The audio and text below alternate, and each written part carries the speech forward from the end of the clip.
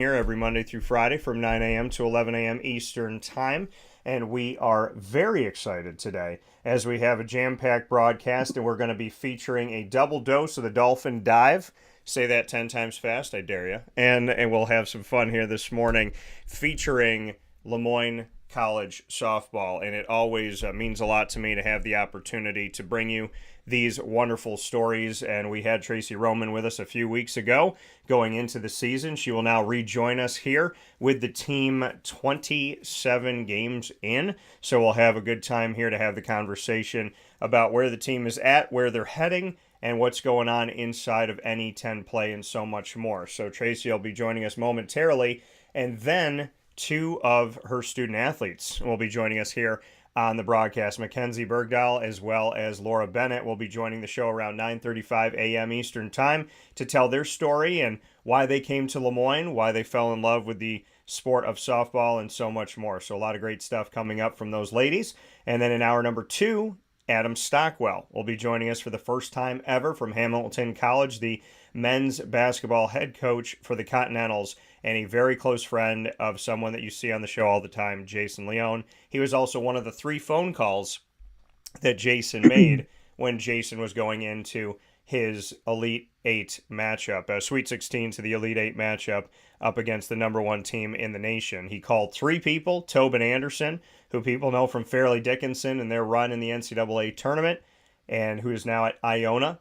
And he also called John Beeline, former Moyne head coach, and he called Adam Stockwell. So we will talk with Adam about that and so much more in hour number 2. A lot of great things coming up inside of these Cafe Kubal studios. So thanks for being with us on Facebook.com, YouTube.com, both / WakeUpCallDT, and on WakeUpCallDT.podbean.com worldwide. With that being said, let's bring in our first guest of the day, Miss Tracey Roman, joining us here picture in picture as we get set to bring you this very special Dolphin Dive. Tracey, how are we doing?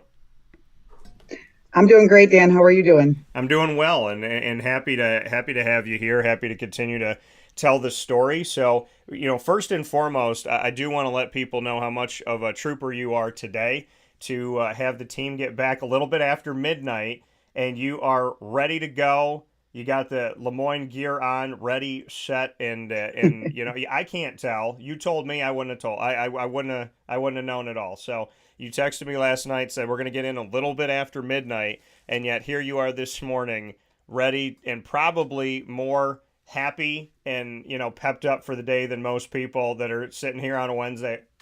So I give you a lot of credit for getting on the show this morning. I appreciate it very much. Well, we really appreciate the opportunity, and we're just very grateful for your willingness to highlight our program here at Moyne Softball. Yeah, I mean, I love it, and I appreciate everything that you're doing in the work that you're putting forward. You and I had a conversation, like I said, toward the beginning of the season, and we're taking a look at where the team was then, and to kind of give an update of where you feel like the team is now in the maturation process and whatnot. Like I said, 27 games, 12-15, the record right now. You've had some conference games here, and we're going to break down different pieces of it. But I'd love to get your thoughts coming off of your most recent trip to Southern New Hampshire and St. Anselm before that, both in conference, and just kind of where you feel like the team is currently. The team is battling, and what's deceiving about our record or the win-loss column at times is it doesn't always tell the whole story. The NE10 is a tough conference for Division II softball, and the way our schedule is put together, we open up with some of the toughest opponents in our conference. So, would I like to come out with a few more wins than we did? Absolutely. But the team is battling. We're hitting the ball really well. We're holding our own against some teams that are there in the regional tournament every single year. So I'm pleased at the way we're battling. It's really, in this conference, it's, you got to get enough wins along the way to make it to the end, but it's not really how you start. It's more how you finish. You want to get your group playing well at the right time, which is, by the end of this month. Yeah, and you said, you want to get your group playing well by the end of this month. So here we are at the beginning of April. What are some of the pieces that you think need to fall into place right now that you've seen maybe reoccurring with the team that you believe between now and then can be set and ready to go by the end of the month? I think looking across the board in the NE10, it seems like every team has one solid pitcher that's has a lot of experience and kind of wherewithal in the circle. We're no different there. We do have a couple youngsters that are throwing. Michaela Stockwell is, a junior by class, but a redshirt sophomore as far as how much she's thrown. And Julia Panarella, of course, is a sophomore. And we're trying to iron out the best way to get the most out of the two of them by combination, or if one's going to throw the second game for us and close whatever. So we're still trying to iron out which, what is the best way to utilize the two of them. Michaela had an outstanding outing yesterday against Southern New Hampshire. We didn't come up with the wins. We did hit the ball hard, but nothing came from it. We couldn't find the holes in their defense. But I am seeing progress with both of them, and I'm confident that in the coming weeks here, they're going to be a combined force to be reckoned with. So I think that's the biggest thing. And our hitting has been pretty solid from the beginning to now. So we just got to keep that going and continue to find ways to manufacture runs. And like you said, you can hit the ball, but you got to find gaps and holes in the defense and whatnot. The strategy of that, what do you do, kind of coaching wise to speak on the direction of the hit? Because I feel like there's nuances and pieces to things that you don't talk about a lot, right? You want to hit the ball and hit it with power and do this, that, and the third, but you have to also directionally kind of know where their weaknesses are and their gaps. And I'd love to go a little bit deeper into that because, like I said, there's an art to the dance. Well, I think the difference in conference play versus like the first 20-something games we play in our non-conference schedule is everybody's got a chart out on you. In conference, there's kind of a book on your team, on your hitters, and that's kind of a learning curve for some of our youngsters. So if you go out the first couple of weekends in conference and you're chasing high pitches, you can, sure as heck bet that you're going to see some more high pitches. So it's getting them to understand that, like yesterday, the second game of Southern New Hampshire, I think we only had 2 hits, but we had quality at bats. And I think that's what you got to get them to focus on. And this game can really get in your head if you let it. Sometimes you hit the ball great and you have nothing to show for it. And that was the case in yesterday's game. So it's just getting them to focus on that versus the statistics. Hitting will go in cycles, so it's just keeping a positive mindset. It's not about reinventing the wheel with the mechanics at this point. It's getting them to feel the best they can with the swing they have and get them to make good decisions at the plate. That coming here from Tracey Roman this morning in this special Dolphin Dive. The Dolphin time is every Wednesday at 9 a.m. Eastern time, and we go into Dolphin Dive with head coaches as well as coaching staff, student athletes, future Dolphins, administration, and alumni. And here with Tracey for Moyne College softball. When you look back on this season up to this point, because I know we've talked about the last couple series here, but is there a game or two or a series or two since the time that we talked that you really felt like you saw, progress or something developmental that came through? Because I know you played a lot of, out of conference games and you played a lot of teams that are ranked nationally that we spoke about a little bit of. But is there a moment or two where you really felt like the team turned in the right direction? Yeah, I think yesterday was that day, to be honest with you.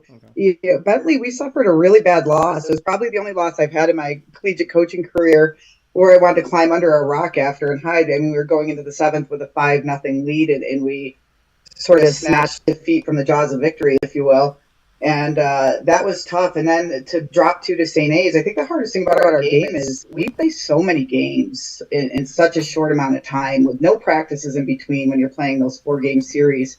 And to bounce back yesterday after not having a great outing against St. A's and to see those bats kind of wake up, it's like they're in there. They're in there, even if we have a day or two where we struggle. But, I think our program is in a place where, we have to turn that corner where we believe that we can beat these top, these perennial top teams at the top end of the conference.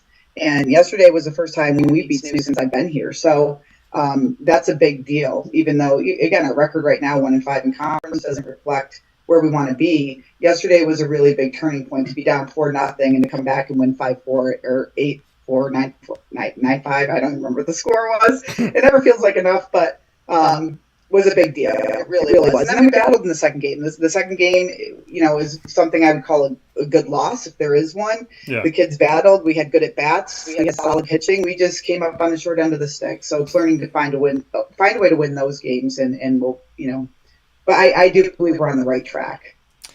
And for you, like you said, I mean, this is the first time that you'd beaten Snow since you came in. You and I were talking about how unique your story has been, and that some, there are some coaches around the country that have had to do it similarly, but the uniqueness of the fact that not a lot of people can say, and thankfully, that, oh yeah, I started coaching around the time that there was a pandemic. And, I had to recruit virtually, and I couldn't play games and whatnot. So from the moment that you came in to now, it's kind of hard to assess a season. And I've talked to coaches from all different sports. How do you assess everything that happened within, really 2 years? And when a coach is like, oh, I'm 3 years in or 4 years in, but does this year really count? How have you adjusted to that, and do you feel like it's gone away at this point? Does it feel normal again? Do you still feel like, in a way, you're kind of chasing to get back to a place that you would have been if not for the pandemic? How do you kind of view that as a leader? I think we're all different. I think we've all been changed by the pandemic. Yeah. I do think there are things that these student athletes and the crop of student athletes that'll be coming in for years to come are learning to manage. I think, every kid has a year of like an academic gap in their education from what happened in COVID. None of us were prepared to be teaching virtually. And for that reason, I think people did the best they could, but there are certainly gaps in education. And the other thing that I think I've seen impact these kids from a mental health standpoint is we went from being all locked up, not being able to talk with people. We're taking classes from our computers. Yeah. We're eating our meals during those classes. Maybe we get to go to practice, maybe not. So the logistics of what you do in college athletics was really shut down. So kids, freshmen, sophomore, who are now juniors, seniors, went a year, almost two, where they didn't have to manage the true logistics of what a college athletic program is, as far as getting to class in person, going to get a meal in person, getting your stuff to practice, and going all over the place. And that was, I found, to be very overwhelming. I do think we're closer to where we were, but I don't think it'll ever be the same. I think these kids are changed. I think adults were changed as human beings, and we're doing the best we can. But I try to be sensitive of what everybody endured during those few years. Yeah, I mean, and you brought up a great point that it's not just about the game, right? I mean, people had connection taken away from them, like going to the dining hall and eating together, so I mean, it's not that they had a year take. It's kind of like everybody had a season-ending injury, right? So it's like the whole team had a season-ending injury, but on top of all of that, you're trying to have team bonding and team connection that you can't have, right? So there's that side to it. There's the human side to it, the interaction side to it. There's the learning each other side to it and understanding each other. So there's so many things that go beyond the game that go into, being away from school, being away from people, being away from your teammates, having new teammates and adjusting to each other. So, I mean, essentially, it had a lot of a negative effect. Did you find a positive effect? I know you're a silver lining person. You have quotes all throughout your office. So, has there been a silver lining? I think there has. I think, no matter what you do or what walk of life you come from, we all realized how quickly something could be taken away from us. And there was sort of this process of, okay, if I don't have my sport, who am I as a person, as a human being? Because I identify partially by the sport I play and what I do. And so there was this process of, let's figure out, other things we're interested. I had kids that got into sewing. I had kids that got into meditation and hiking. And so that was interesting. I think some of the good that came out of it is it really hit some of us smack dab in the face that we have to know who we are when sport comes to an end, because it can end that quickly with an injury, pandemic. Hopefully that doesn't happen again, but it forced us to kind of figure out who we are as human beings and what are some of what other things are interesting to us that we can carry over and use as we try to cope moving forward, and is stress relief, because there was high anxiety during that time. And I think that's some of the good that came out of it, learning just a little bit more about ourselves and becoming a little bit self-reliant. That coming here from Tracey Roman with us in this Dolphin Dive edition, live on Wake Up Call with Dan Tortora, with the Moyne Dolphins head softball coach. Tracey, to take a look at women's athletics in general, over the weekend, women's basketball had an incredible stage. Fantastic games, fantastic people. The game was played at 3:30 in the afternoon. On the West Coast, that's 12:30. The men's game was played at 9:20, and what do they typically say? Why? Because we want the West Coast to be home. Well, if that's the case, then nobody cared about the people eating brunch, going to church and temple and all that stuff on the West Coast. We've come a long way in certain ways with women's athletics, but we haven't in other places. I've had people mention to me when we've talked about college basketball that, hey, we get to see softball. There's more softball games on. So where are we in the world of collegiate athletics when it comes to women's sports?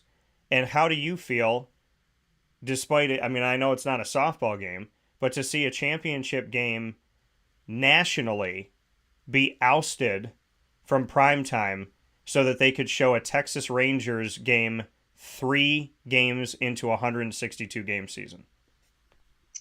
Yeah, I go back and forth with this issue, and I feel the same way sort of about the Super Bowl too. I don't know if that late prime time is a great advantage. I had one of my friends made a comment on their Facebook the day after the men's national championship and just said, does anybody know the score of the game? I'm usually in bed by 3 a.m. on weeknights. You know what I mean? So, I don't know if I'm a huge proponent for primetime. I certainly know there's more money there. But, I also feel like you do take the advantage of visibility for the younger children, younger kids who play the sport, to have that visibility to watch the game. I'm a mom. I know when my kids are 9, 10, 11, 12 years old, they're not staying up till midnight. And I think that's kind of a shame, too, for us East Coasters. I know it doesn't affect the West Coast as much. Listen, I think we've come a long way. I think we're leaps and bounds ahead of where we used to be. And there is sort of an attitude that, well, women's sports has more than they used to. We should kind of just be happy with that. But no, there are some differences. As far as the times, though, on TV, I'm not sure what the answer is, because I do think we miss the opportunity with the younger generations when we put the game so late. So I think there's a happy medium there somewhere. No matter what you do, it's not going to please everybody. Somebody's going to be disappointed and upset. But yeah, there's still quite a gap there with a lot of things, not just TV coverage and prime time and all that. But we've gotten better, but there's still plenty of work to be done. As a coach of a program, and seeing, obviously, I guess your best parallel would be to say, okay, what does baseball get compared to what does softball get when we're going somewhere, when there's an event, when there's a tournament, be it food, be it a place to work out, be it the hotel that you're put in, whatever. You say that obviously there's still a lot of work to be done. Where do you feel like softball is as far as amenities and overall treatment of the game? Where are we, and where can we go? I think, we're always fighting for more. I know a big deal over the last couple of years was for the Women's College World Series. The men's was spread over a series of a number of days. With women's, it was like survival of the fittest, get in and as fast as you can. And it begs the question of why. Yeah. Why are they afforded the opportunity to play a game, have a rest day? You know what I mean? Where women are like, you play today, you play tomorrow, you play the next day. It's like, it's really truly a survival of the fittest. Now, on the women's end, they have extended that now to make the tournament format more similar to what the men's is. So there's progress there. But, it's really hard because I feel like I'm certainly aware of differences as a head coach. I don't think we see a ton of difference at Moyne specifically. I think different institutions, when we go play places, you can look at, what baseball has versus what softball might have, and you definitely see some of the differences.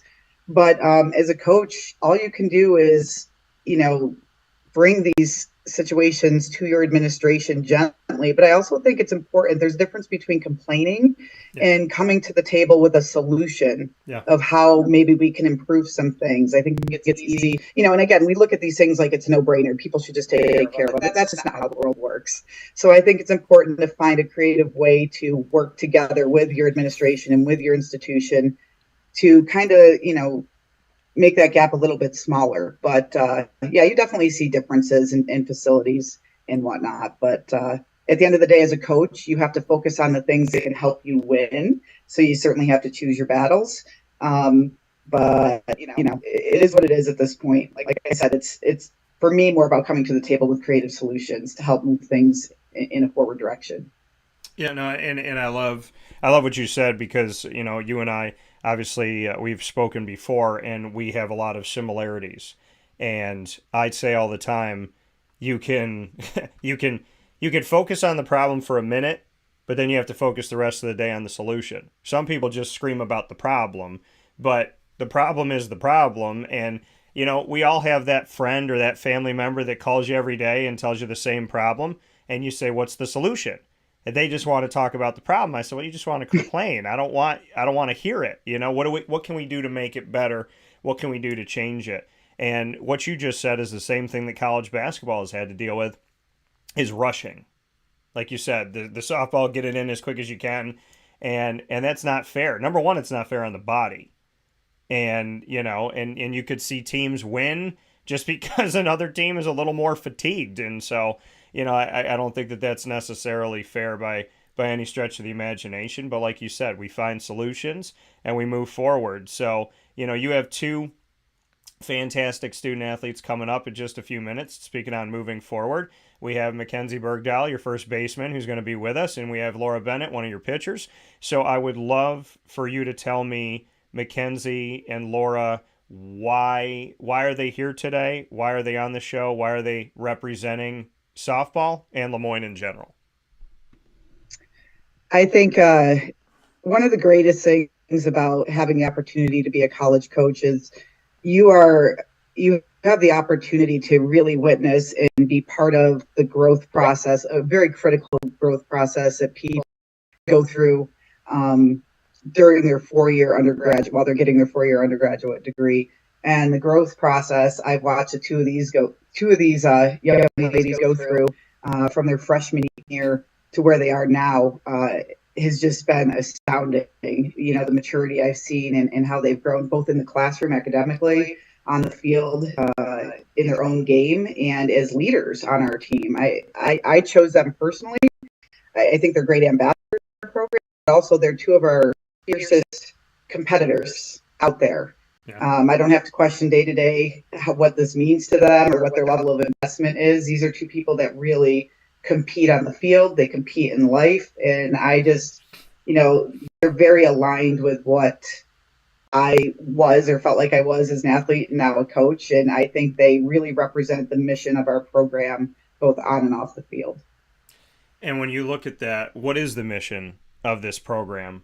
In your hands, what is Moyne softball? We're hoping to develop total people. Yeah, we want to win. I mean, I just think, I say to the team every day, whenever we're talking about what our goals are for the day, even no matter how many times you go over it, people say, they want to win. It's like, well, everybody wants to win. There's going to be a sure winner, a sure loser.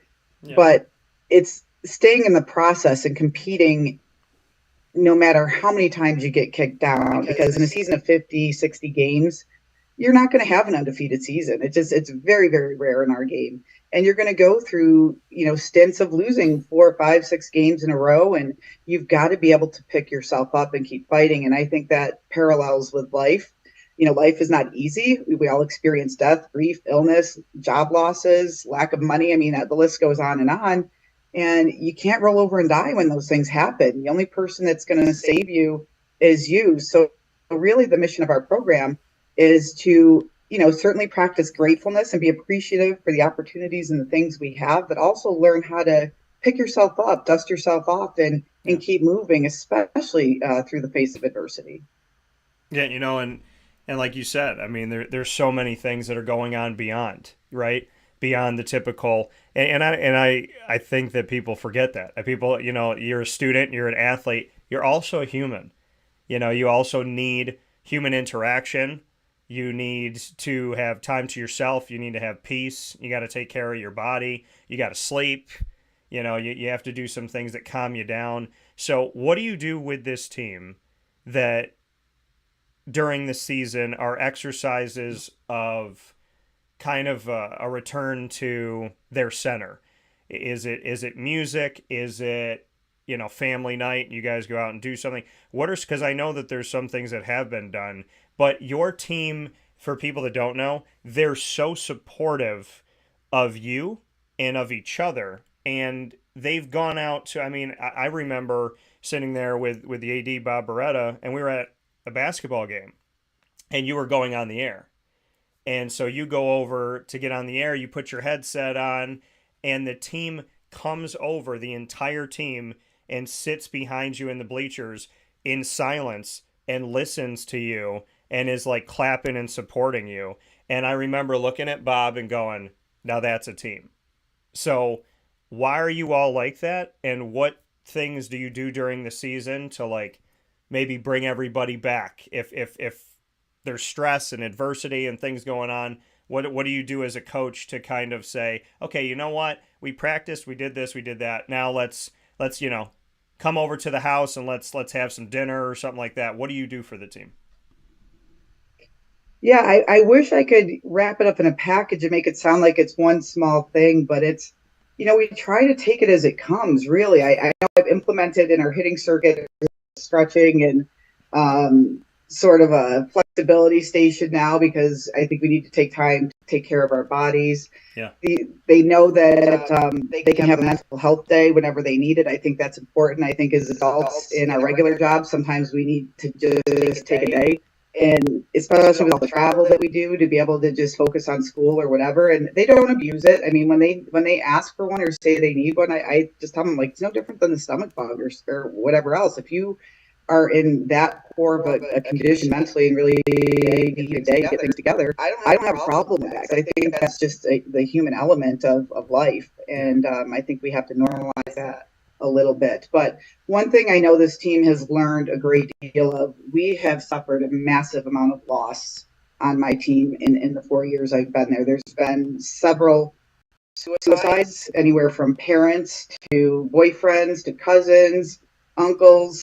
One of our players lost her best friend when we were in Florida. We found out half hour before a game that her friend had passed in the night. And we've dealt with a lot of grief, which I don't think is unique to our team. But I think when stuff like that happens, it's an opportunity for all of us to take a step back and understand, listen, at the end of the day, we're very lucky. We have this opportunity to play the game that we love, but this is not life and death. Yeah. And I think it's important, not just with our sport in this time in their lives, there's going to be a lot of times where you have to take a step back and sort of take a look at, okay, the things that I'm anxious about, the things that I'm stressed out about, are these really things that are going to matter a year from now, 5 years from now? Take a step back, try to think about some of the things that we've worked through personally and as a group. And that greater sense of perspective kind of allows people to exhale and move on with it and be like, you know what, I can do this. And this is not as big as I'm. But I think the team is just, what's great about them is I think I try to recruit character, more than anything, before skill, ahead of anything else. I think if you have good people, you automatically have a better chance at winning. Yeah. And these people are great. And to watch the kids grow and change into leaders and pull the younger ones in every year when they come in, I mean, that I couldn't ask for anything more. Wins and losses aside, I think we're really producing some people that take care of others, are kind, and are grateful for the opportunities that they have while working to be competitors on and off the field. So, I like I said, and I don't think it's any one thing that we do. I just think we try to be real with each other and acknowledge life is hard. Life is hard, and you need people to help you get through that, and you need to support one another when hard things happen. Yeah, and I couldn't agree more. And I'm sorry that your team has been through that, and I'm sorry that they've had to, endure that at such a young age too, because that at any age, it's not easy. But, suicide and mental health that you just brought up, I mean, that hit me within the last month too. And I just remember looking at my friend and saying to myself, like, he didn't even start living yet. There's so much time, you would think. So, I do value very much the work that you do. And I love the fact that you're at Moyne because I get to be spoiled.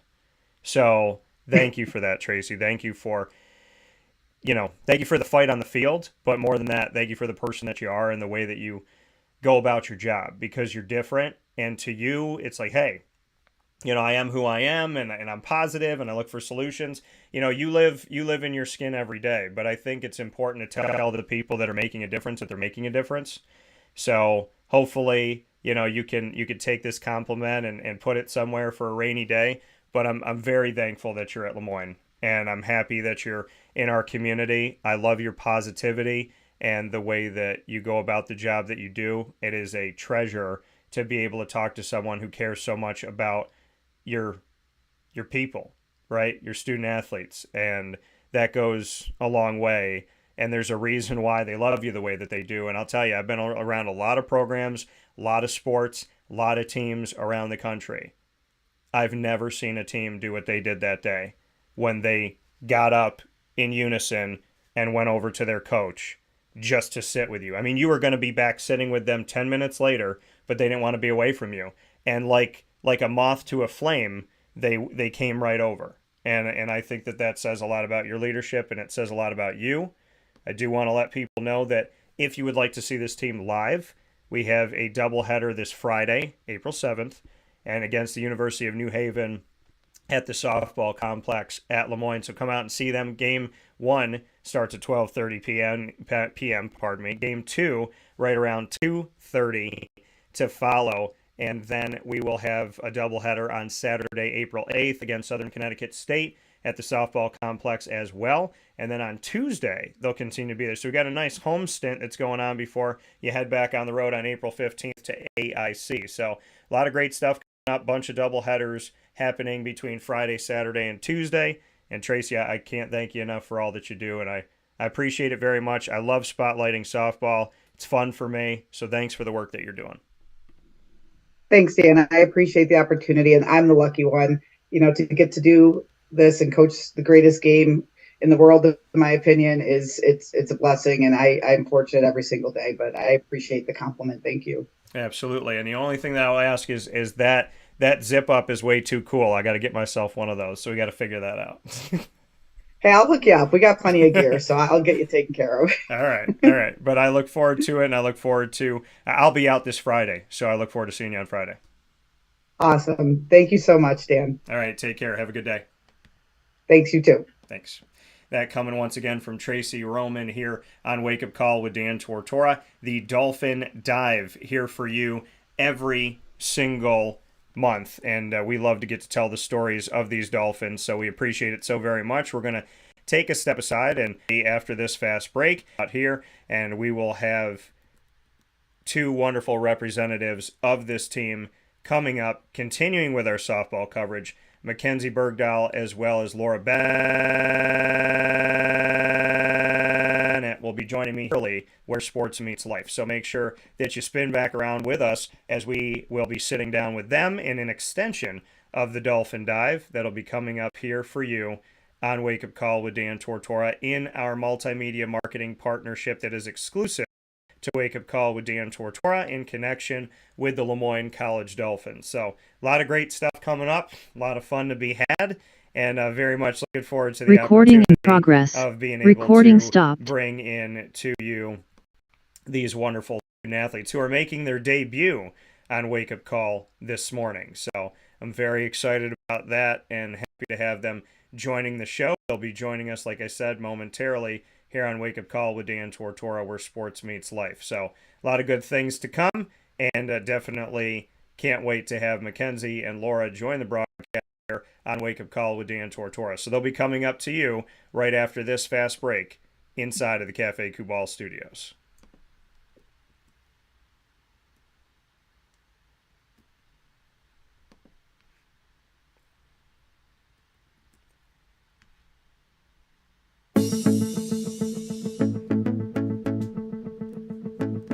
Avicoli's, located on the corner of Route 57 and Wetzel Road in Liverpool, New York, has been your trusted neighbor for decades. Located just steps from Liverpool High School, we're happy to have the Liverpool Warriors on-site, on-location broadcast at Avicoli's through Wake Up Call with Dan Tortora every single month, featuring student-athletes, coaches, and administration throughout the year from Liverpool High School. Head out to Avicoli's today on the corner of Route 57 and Wetzel Road in Liverpool, New York, open Tuesday through Sunday for lunch, dinner, and drinks. We'd love to see you out there, and of course you can call them at 315-622-5100 for takeout, delivery, and catering. That's 315-622-5100, and also find them on myavicolis.com. That's myavicollis.com.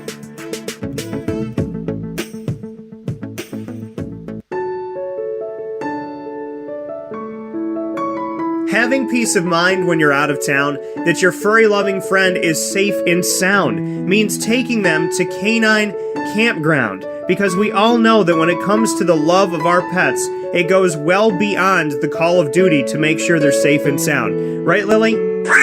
So take a ride to 242 Johnson Street in East Syracuse, New York, and see Canine Campground and where your dog will be staying, in the classic cabin, the executive cabin, the grand cabin, or of course the luxury cabin, because if you know Lily, you know she loves luxury.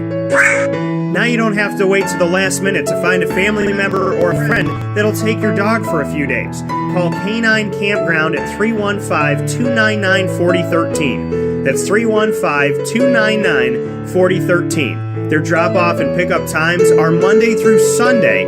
Check K9campground.com for more information. That's the letter K, the number 9, and campground spelled with a K.com. K9campground.com. When you're going out of town, bring your dog to Canine Campground.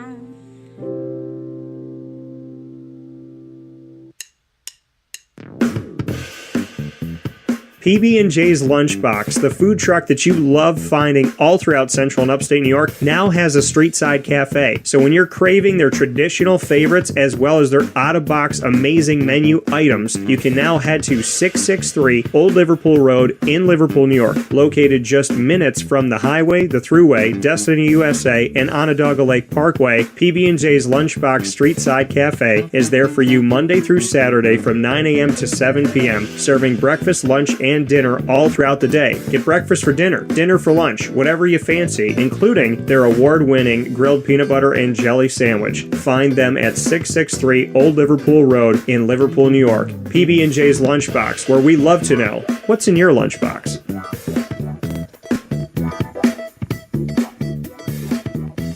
This is a special message from 317 at Montgomery restaurant owner Joel Carpenter. Open Tuesday through Saturday for your dining pleasure on 317 Montgomery Street in Syracuse, New York. We wanted to be a part of the resurgence of Syracuse. We saw a lot of money being put into bringing people back downtown and thought that, we'd like to be a part of that. I love putting together a good dish where people see it first, they fall in love with it, and then it tastes just as good as it looks. We want to provide the best food in Syracuse that we possibly can, and we want you to leave here talking to your family, your friends about what you had to eat first and foremost, but also our service, and to walk out feeling like you're part of our family. I work out in the front of the house a lot, and I love walking to every single table, asking them how everything is, and people looking at me and smiling and saying, this is the most amazing short rib I've ever had. This is the most amazing filet I've ever had. And Donna is great. Sarah's amazing. Thank you for coming over and talking to us. And then them just being truly happy for the experience that they've gotten. 317 at Montgomery Restaurant, part of the fabric of downtown Syracuse, located on 317 Montgomery Street in Syracuse, New York, open Tuesday through Saturday for a unique and memorable dining experience.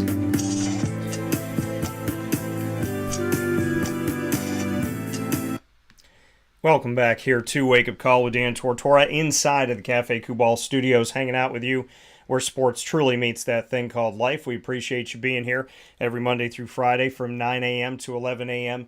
Eastern Time, and it is always my honor to be able to bring you these amazing stories all throughout our community and to be able to have this Moyne College connection in our exclusive multimedia marketing partnership. So we have Mckenzie and Laura waiting here to jump onto the show with us, and very much looking forward to the opportunity of bringing them in for the first time ever as we continue the Moyne College Dolphins softball conversation here on Wake Up Call with Dan Tortora, where sports meets life. So with that being said, we have both of them here with us, picture in picture, and it's an honor for me to be able to do this. So with Mckenzie as well as Laura here on Wake Up Call with Dan Tortora to be able to tell their story, and definitely looking forward to having them here on the show. So ladies, first and foremost, how are we doing today? Good. Thank you for having us. Yeah, absolutely. So happy to have you here and happy to have you join the broadcast. So what are some of the things, I know we were talking with Coach a little bit ago here about, just what kind of matters to you and what matters to her, I should say, on this team. What is it about this game that has been so special for you and so rewarding for you up to this point? And Mckenzie, I'll start with you. I think for sure, this being my last season, I feel like I'm most confident in the team that we have this year.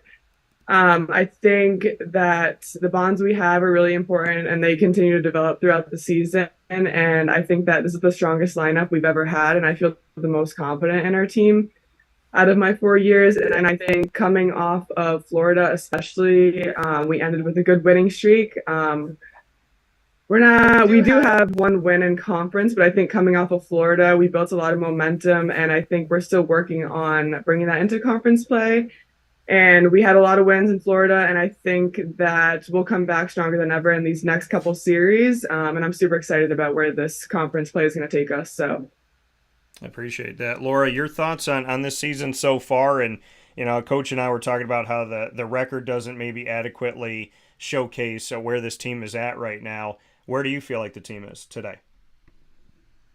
Yeah, I think today, even though, like Mckenzie mentioned, we only have one win in conference, the one win against SNU, the first game just yesterday, actually really showcased our ability to hit, our ability to play defense. I feel like in Florida, that was our best performance we've had out of my 4 years as well. I'm really confident in the staff that we have this year. I think the freshman class, especially this year, brought a huge amount of talent this year. And so when you look at this team and like you said, going down to Florida and the different things you've gotten to do early on in the season, you were playing teams that were ranked nationally pretty high. And, that in and of itself, win, lose, or draw, is going to put you in a situation where you can learn a lot about your team playing up against talent like that, knowing that there's going to be a lot in conference in the NE10 and that you're already being challenged early. So Laura, to go with you first on this, what did you take away from being down in Florida, as well as overall playing against teams out of conference that are so highly ranked in the nation? I think it really benefits us as a whole to play really experienced, well-known teams. I think it's better off for us when we do that. Like I said, it really showcased our ability. We played great in Florida against the teams, and it really showed the potential that we have in conference. This is a hard conference, but I think if we have the players that played in Florida, we'll be pretty good. Mckenzie, your thoughts as you have spent a lot of time on this team. What did you see going up against the talent that you went up against? And, because you've had, all of this time to kind of, reflect on it over the years, what has the team shown you in how you responded to those nationally ranked teams? Well, especially this year, like Laura said, it definitely shows us what we can do. It's tough because then, we fall short to Bentley, we fall short to St. A's, and then we fall short to SNU, and then we look back on what we did against these nationally ranked teams, and it was some of our best games, and we won a few of them. So, like Hillsdale and Purdue, Northwest, those were great wins, and I think ultimately it just shows us what we can do, and I mean, we just got to look back on that and know and trust our abilities, and it'll come. It'll come. I'm confident that it will come. But yeah, it shows us what we can do, and I do believe in us as a team. So. Speaking here with Mckenzie and Laura from the Moyne College softball team in this edition of Dolphin Dive live on Wake Up Call with Dan Tortora. Laura, this is a tough question, so get ready for it. How would you define Corning, New York, to someone who's never been there? Oh gosh. Corning, New York's it's a small town, but it's very like picturesque. I mean, we have the river that runs along the street. We're known as the Crystal City, a lot of glass. We're really pretty. We've been ranked as like kind of like a Hallmark town, yeah, if you will. Cute little like small town vacation spot, but pretty much it. I like that, Hallmark town. At Mckenzie, Attleboro, Massachusetts. I guess how you would define that, and then I have to know this: are you a Patriot, Red Sox? Does all of that matter to you or no? It mattered to me more when I was younger. I would say it does a lot to the town or the city of Attleboro. Okay. I'm not a huge football fan, but my family is, and a lot of my friends, and yeah, I would say the town is big Boston, Celtics, Red Sox, Patriots people, but no, I live in it's a good sized city. Everybody really knows everybody, so it's kind of how it is with every small town, but yeah, I don't know really what else to say about Attleboro. It's a good little town. two small towns for the both of you. So when going back to the sport of softball and the opportunity that you've had here at Moyne, why do you love the sport? And Mckenzie, I'm going to start with you on this. Where does the passion come for you specifically when it comes to softball and wanting to be out there on the field every day? So I've been playing softball since I can remember, honestly, probably around maybe 7 or 8. It was basketball and softball my whole life, and ultimately, I had to choose one, and I did choose softball. I think my love at the time was just there more for softball, and it continued. And I knew that I had a future, and I knew where I wanted to go. I had goals, and I did achieve those goals. But I think my love ultimately comes from how I feel before and during a game. And I just remember all the accomplishments I've had in all these years, and there's no better feeling than those butterflies before a game or before your first at bat, and or a home run. It just keeps me going. I do love the game, and I'm sad it's my last year, but I've had a good run, and I'm very grateful for all the opportunities I've been given thus far. So, and I did grow up in a baseball softball family. So my dad played college baseball, my mom played college softball. So kind of runs in the family a little bit. Who gives the better advice, mom or dad? They both give good advice. My mom would give good advice in the pitching department when I was a pitcher, but my dad's, he's the hitting guy. So at least, on him for both, Now, I know that you've been doing a pretty darn good job hitting the ball. What has dad been saying to you about what you're bringing to the game? They really just tell me to keep it going. They know I don't like taking, I don't need all like the criticism, and I don't need I'm not asking for the good job. I'm just here to keep trying to keep it going, and I'm not asking for much. I like to keep it simple, and just a simple good job is good enough for me. Keep it simple. So I like it. Laura, on the mound, why did you fall in love with this sport, and why for you did you want to be put in a position as a pitcher to have a lot on your shoulders and a lot of leadership to carry? Yeah, I've been pitching since probably 9 or 10. I always love the competitive aspect of it. I love going head to head with the batter and being able to control like the timing of the game. And I honestly love pressure. I love being able to put like the world on my shoulders and being like, I can just kind of remain calm in those types of situations. It's easy. It's kind of easy when you're a pitcher. You get to control the timing, like I said. Yeah. So if you want to slow down the game, you can. If you want to speed it up, you have the ability to. And I don't know, there's just something about this sport that kind of like, whether it's the girls or the competition, like I just kind of love all of it.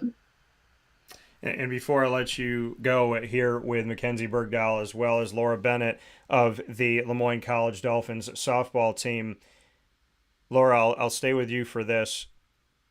Where are we right now when it comes to women's athletics? Yeah, I've been covering men's and women's sports since I started broadcasting in 2003. So I don't know a world where they're not both involved for me personally, but I do know the disparity between the two at times. What would you say about where things are? Do you like where the, softball championship is at this point, where the World Series is, but how do you view it when it comes to women's athletics? Do you think you're getting the respect that you deserve, or are there things you'd like to see change? And Laura, I'll start with you. I think we're definitely getting there in the women's athletics department. I mean, every year you see the viewing rankings of the women's World Series of just basketball came out, the women's World Series in softball. I mean, viewership has gone up and up every year, and I think we're definitely getting to the point where we're respected, we're well known, and it's really nice to see that, because even just like 5 years ago, it wasn't even to that point, and I think we're really getting somewhere, and I hope it just keeps going on the uphill, because it's really nice to see. Mckenzie, for you, where do you think women's athletics are at? And if you want to specifically talk about softball or in general, what you think about where we are and where we've gone up to this point. I would agree. I do think we are making progress. For an example, like the NCAA, the basketball tournament, the women's, I think they just hit like a record for the amount of views on ESPN for the tournament, which is great. I do think that, men's is still getting the most attention. That's how it's going to be for a while, I think. It's almost like, I think people make this conception that women's sports need to almost prove themselves in a way. But I do think we're making progress. I mean, I actually don't watch too much of the College World Series for softball. But I do know a lot of people tend to think that the Women's College Softball World Series is a lot more interesting than the Baseball World Series. I do agree. But that is a little bit of a biased opinion. I do think we're making progress, though, so it'll be interesting to see where we are in a few years from now. So, and I appreciate that, and I'm happy that there's some positivity coming forward from that for you both. I spoke with Coach about you. We do a thing on the show called "Tell Me Something Good," and so Mckenzie, I'd love for you to two things. Tell me something good about Coach Tracey Roman, and then tell me something good about your teammate that's sitting next to you. Something good about Coach, I would say that she believes in me, and I think that she makes it pretty known that she does believe in me. So I would say that is a good thing about Coach. And a good thing about Laura is I have all the confidence in the world in her. She is the person that I think we all look to in pressure situations, and I have no doubt in my mind that she will perform under any circumstances. So that's a lot of good, Laura. You got to back that up. So what can you say about Mckenzie and about Coach? About Coach, it's the ability that she puts in us for trusting and having confidence in us. She loves all the girls on a more like personal note, so that's always nice. She believes in us, I think, wholeheartedly. So that's good. And about Mckenzie, again, similar to what she said, I have all the trust in her. She's a clutch hitter, as we saw like yesterday in the games. Like, she really got the momentum moving for us, and I believe that she can do that every game. I love seeing her on first base next to me. It really just like uplifts the whole vibe, kind of. And on a final note here for this edition of Dolphin Dive, you guys did something at a basketball game this past season. And I don't know if you noticed that it was noticed, but when Coach was going on the air and went to put her headset on and sit in, you were all sitting together behind the basket. When she went over to do her interview, the entire team got up and shifted over to Coach to sit behind her, and then you all listened to the interview that she was doing. You don't see that a lot, where a team doesn't even want to be away for 5 minutes, and you went to support your coach and to sit there and be there with her. Why is this team truly like a family, and why do you care so much about each other and your coach? Mckenzie, I'll start with you. I think we did that because we know she would do it for us. I think I wouldn't say unlike other teams, but I think us specifically, we choose to be around each other the amount that we do, whether it's outside of practice. I think that's how it's been. Honestly, my all 4 years, we are a very close-knit group of girls, and we like to keep it that way. And I think, honestly, this year we're probably one of the closest teams we've ever had in my 4 years. And I think we genuinely enjoy each other's company.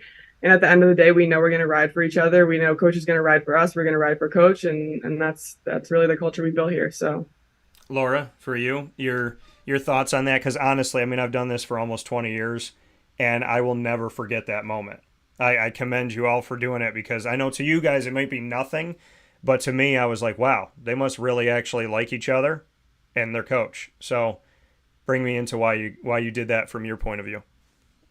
Yeah, I mean, you have to support each other. I mean, even when it comes to games, like, you're going to win together, you're going to lose together. And like Mckenzie said, we choose to be around each other. We always support each other, whether it's in academics or athletics or just little things like that, where we're there for each other no matter what. And I agree, this is definitely the closest knit group that we've had. And I love my teammates. I love being around them. They're fun people. They're funny to be around. And I think it's just something really special within our little group. That coming from Laura Bennett and Mckenzie Bergdoll of the Moyne Dolphins softball team. Doubleheader this Friday, Saturday, and Tuesday at home, so go out and see them. Ladies, thank you so much for your time. I appreciate you. Congratulations on the work you've done so far, and I look forward to seeing you on Friday. Thank you for having us. All right, take care. Thank you. So that coming once again from Moyne's softball team, and we appreciate them so very much for being a part of the show, as we had an opportunity today to bring you not one but two Dolphin Dives back to back in this very special wake-up call with Dan Tortora. You know, on Wednesdays we go into Dolphin. Double dose of the Dolphin Dive has meant a lot to me. And for Mckenzie and Laura to join the show and have Tracey back on the broadcast and put a spotlight, the entire first hour here of Wake Up Call with Dan Tortora has been dedicated to softball and dedicated to the Moyne College Dolphins. So big ups to the team. Many thanks to Recording Mckenzie, in progress. like I said, and many thanks to Recording having stopped. Laura on and Tracey as well. So a lot of great stuff here on Wake Up Call with Dan Tortora, where sports meets life. We're going to take a step aside for a fast break. I know a lot of you are here waiting in the broadcast, and he will be right after this. So a lot of support, a lot of fans when it comes to Hamilton, which I love to see. And I'm really looking forward to sharing this time with Adam right after this fast break on Wake Up Call with Dan Tortora, where sports meets life. Follow us back right after this. Carvel DeWitt, it's what happy tastes like. Do you know why? Because we make ice cream. Creamy, rich, flavorful ice cream. Not yogurt or iced milk like some of our competitors. Ice cream. Fresh, by hand, daily. For the calorie conscious, we have something new for you. Our new Carvelite. Same great flavor, creaminess, and texture of our regular ice cream with only 35 calories an ounce. So whether you want an ice cream cake, flying saucer, dasher, carvalanche, hard or soft ice cream, we will satisfy your craving with our fresh, handmade regular or new Carvelite ice cream. Carvel DeWitt. It's what happy tastes like.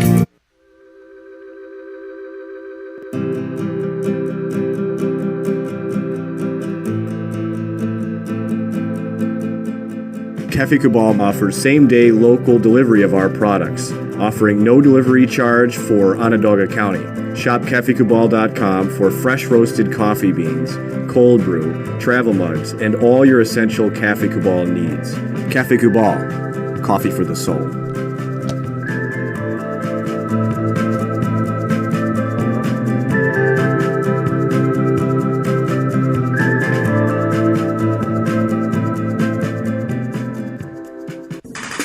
The Wildcat Sports Pub in Camillus, New York is located on 3680 Milton Avenue in the Home Depot Plaza. It is your family-friendly sports bar and restaurant. Folks, some sports bars aren't family-friendly. Some family-friendly restaurants are not sports bars. The Wildcat Sports Pub in Camillus, New York is proud to be both. It is that marriage that you've been looking for years. The Wildcat Sports Pub is your home base for your sports bar and restaurant needs, games for the kids, indoor and outdoor activities, and enough things on the menu to come back every single week and get to try something new. They're open Sundays from noon to 8 p.m., Monday through Wednesday, 11 a.m. to 11 p.m., and Thursday through Saturday from 11 a.m. to midnight. For reservations and party information, call 315 487-2222 for the Wildcat family-friendly sports pub and restaurant.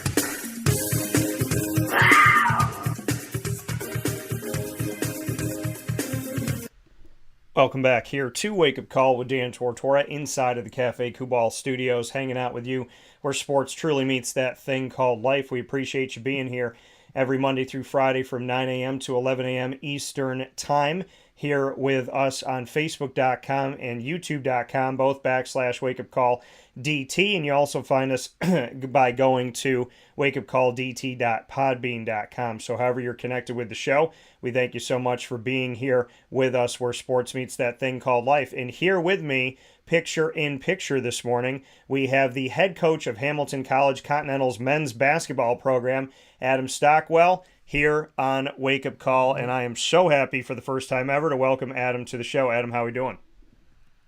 Great, Dan. It's great to be here. Looking forward to talking for a little bit.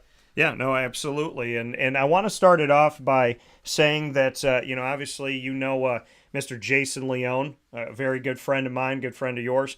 And when I was talking with him about the game that they had against Randolph-Macon, the reigning national champion, going to their house in the tournament, #1 team overall, he said he made 3 phone calls. He said that he called Tobin Anderson, John Beeline, and Adam Stockwell. What does it mean to you to be on a short list that when somebody needs advice, help, maybe just somebody to make them laugh for a minute, when you're on a short list in any sorts, it's a beautiful thing in my opinion. And Jason Leone is a really special person. When you're on a list of 3 people that he trusts to talk to before a game, what did that mean to you? Well, I was really excited that Jason called and asked, just my opinion. Obviously Jason's done an incredible job at Oswego and taken that program just to this unbelievable level, top 5 in the country, and just had another amazing season this year. And, it makes you feel like you're doing some good things here. I didn't know that context of it. That's a pretty neat thing because obviously Coach Beeline and Coach Anderson have had great careers. And certainly I think this year, if anyone who follows basketball doesn't know who Tobin Anderson is, then they're not really paying attention that much because they had a great run and beating Purdue. And he's going to do amazing things at Iona. But that's a pretty neat compliment to have. And, it's just nice to know that, people value kind of what you're doing with your program. And, fortunately for us, we've been able to have a lot of great players that make us look pretty good. So, I appreciate the compliment. Yeah, and Adam, being at Hamilton, before we got there, for those who don't know, I'd love to speak on, your road. And first and foremost, why you fell in love with the sport of basketball in general. Bring me into maybe that first moment of dribbling a basketball to maybe I want to coach. Maybe I want to do this for life. Yeah, I'd love to hear your story of the passion for the game itself. Yeah, that's a long one, Dan. Like most of us are in coaching. I know, for me, basketball, it was always around our house. My father was a very good player in upstate New York at Union Academy of Belleville, where Coach Tom Murphy coached, and they had this long winning streak that ended up being around 104 games in a row. So growing up, basketball was something that we always had going on. I still remember in 4th grade having an intramural program at our school and the first day going and just hating it and just not wanting to go back ever again because it was just awful. And, my mom, I think, made me go back and it ended up being something I was really excited about. And, today we're here an hour apart talking to each other on the internet. Yeah. We just didn't have that in those days. So you kind of just had to figure out what you're going to do with your buddies around and what was going on. And a lot of it was sports-based, certainly where I was from in a small town. And then I was fortunate to have the opportunity, and Coach Beeline, who you mentioned earlier, recruited me to come to Moyne. And, that was just a great fit, a relatively small school, not far from home. Played with some awesome players there, Christian Buckholz, John Haas, Mike Monsanto was an All-American, Dan Sandell, JG3's father there, Joe Girard, was a member of the program during that time, Kevin Moyer from Central Square. Just a great group of guys and really just stoked that passion even more to get a chance to play. And following graduation, I was fortunate to play a season in Belfast in Northern Ireland and really enjoyed that. As a basketball student athlete at the collegiate level, you don't really get a chance to study abroad like a lot of other sports might do during their times at different schools. So having that opportunity to go to Ireland for 6 months or so for the season and just see a different part of the world and get out of the upstate New York bubble a little bit, which at that time was new for me, was really a tremendous experience. And then oddly enough, talking about Coach Leone and his CBA background, I came back to the Syracuse area and worked in financial planning with a gentleman named John Law, whose family has gone through CBA, ended up working for him in the department there in the financial planning firm. And then he connected me to coach at CBA as a freshman coach for a season. And, I don't know if I should tell John this, but we got to January and my lunches were more about drawing up plays to beat the 2-3 zone instead of how to get more clients. So I knew financial planning probably wasn't in my long-term interest, and that passion for coaching really started coaching a bunch of 14 and 15-year-olds at CBA. And then, after that, like so many of us in the coaching world, a connection through basketball. Dave Nyland was the head coach at Penn State Barron. Yeah. He's a Lemoyne grad, played at Lemoyne with Scott Hicks, who I played for at Lemoyne. And just that network of basketball coaches and connections allowed me the opportunity to work for him for a year. And then got to go to Canisius, where Dave had been with Mike McDonald. And I was really fortunate to work for two great coaches that just had unbelievable ability to pick apart the game, offensively, defensively, strategize, put together scouting reports. Both had worked for an extended period with Coach Beeline. Yeah. And I think any of us who know Coach Beeline know how meticulous he is breaking down the game and teaching the student athletes to become better players. So those 6 years, 1 at Barron and 5 at Canisius, were just really such a great learning opportunity, being able to see Division III and Division I. So at that point, I'd been able to be at all 3 divisions, which is kind of neat. And then following that, an opportunity opened up at Clarkson when Tobin Anderson left and came to Hamilton. And that was a neat experience for 5 years, kind of figuring out how to be a head coach, learned a lot of things, got beat up a lot with our win-loss record, especially early on, and forced us to get better and think about things different and then recruit at a higher level. And, fortunately, over the course of those 5 years, we were able to make the NCAA tournament, which was kind of a neat experience. And we had a great group of guys that connected well and played well together and did enough, even through a bunch of injuries, to get to the NCAAs, which was a first-time thing there. And then after that, 2 years at Oswego, following another great coach in Coach Kevin Broderick, who'd won 1 million games. And he left a ton of great players there, including Chad Burridge from Hannibal, who was one of the best all-time players at Division III, especially from upstate New York. Just a phenomenal player on both ends of the court. We made the NCAAs the second year, and then for the last 12 years, I've been here at Hamilton, and oddly enough, followed Tobin Anderson again. So Yeah. when he left FDU, the number of texts and calls I got about whether I was going to FDU was pretty comical to follow Tobin again. But it's fun. It's been awesome, and Hamilton's just an awesome place. Jason's brother went here, Greg, and there's been a lot of great players come through here from upstate New York. Whether it's from Fulton, VVS, ESM, CBA, just been a lot of players with tradition here that have been outstanding players for the Continentals. And being in the NESCAC now is a highly competitive league and makes you really work and find a way to really attract great student athletes to be competitive. And we've been fortunate to find some good student athletes over the last 12 years.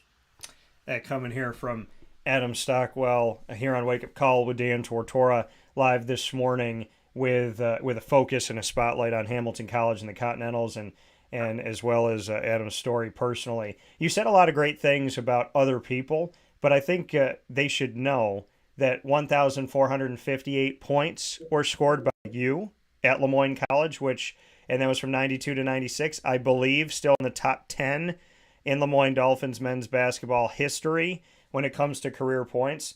So I want to give a nod to you, because I feel like you're giving me my Jason Leone response, where I ask you to talk about yourself and you talk about everybody else. So bring me into, over 1,400 points scored collegiately.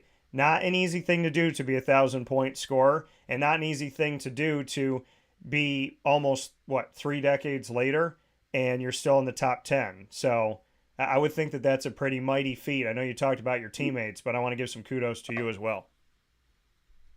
Well, thanks, Dan. Yeah, I was really fortunate that the 3-point line came in when it did, because that's about as far as I was able to get up and down the court. But we were At Lemoyne, we had a great coach. Scott Hicks was fantastic, and we had a lot of good players. I think, if I remember right, my freshman or sophomore year, we had in totality maybe 6 or 7 guys who scored 1,000 points in their career. And, part of the ability to have, over 1,000 or close to 1,500 points, certainly there's some things you do well, but the team has to win. So you're getting those extra games in the postseason. And, we were pretty competitive in our league 3 years. And then our senior year, we ended up playing 30 games, won our tournament, got into the NCAAs.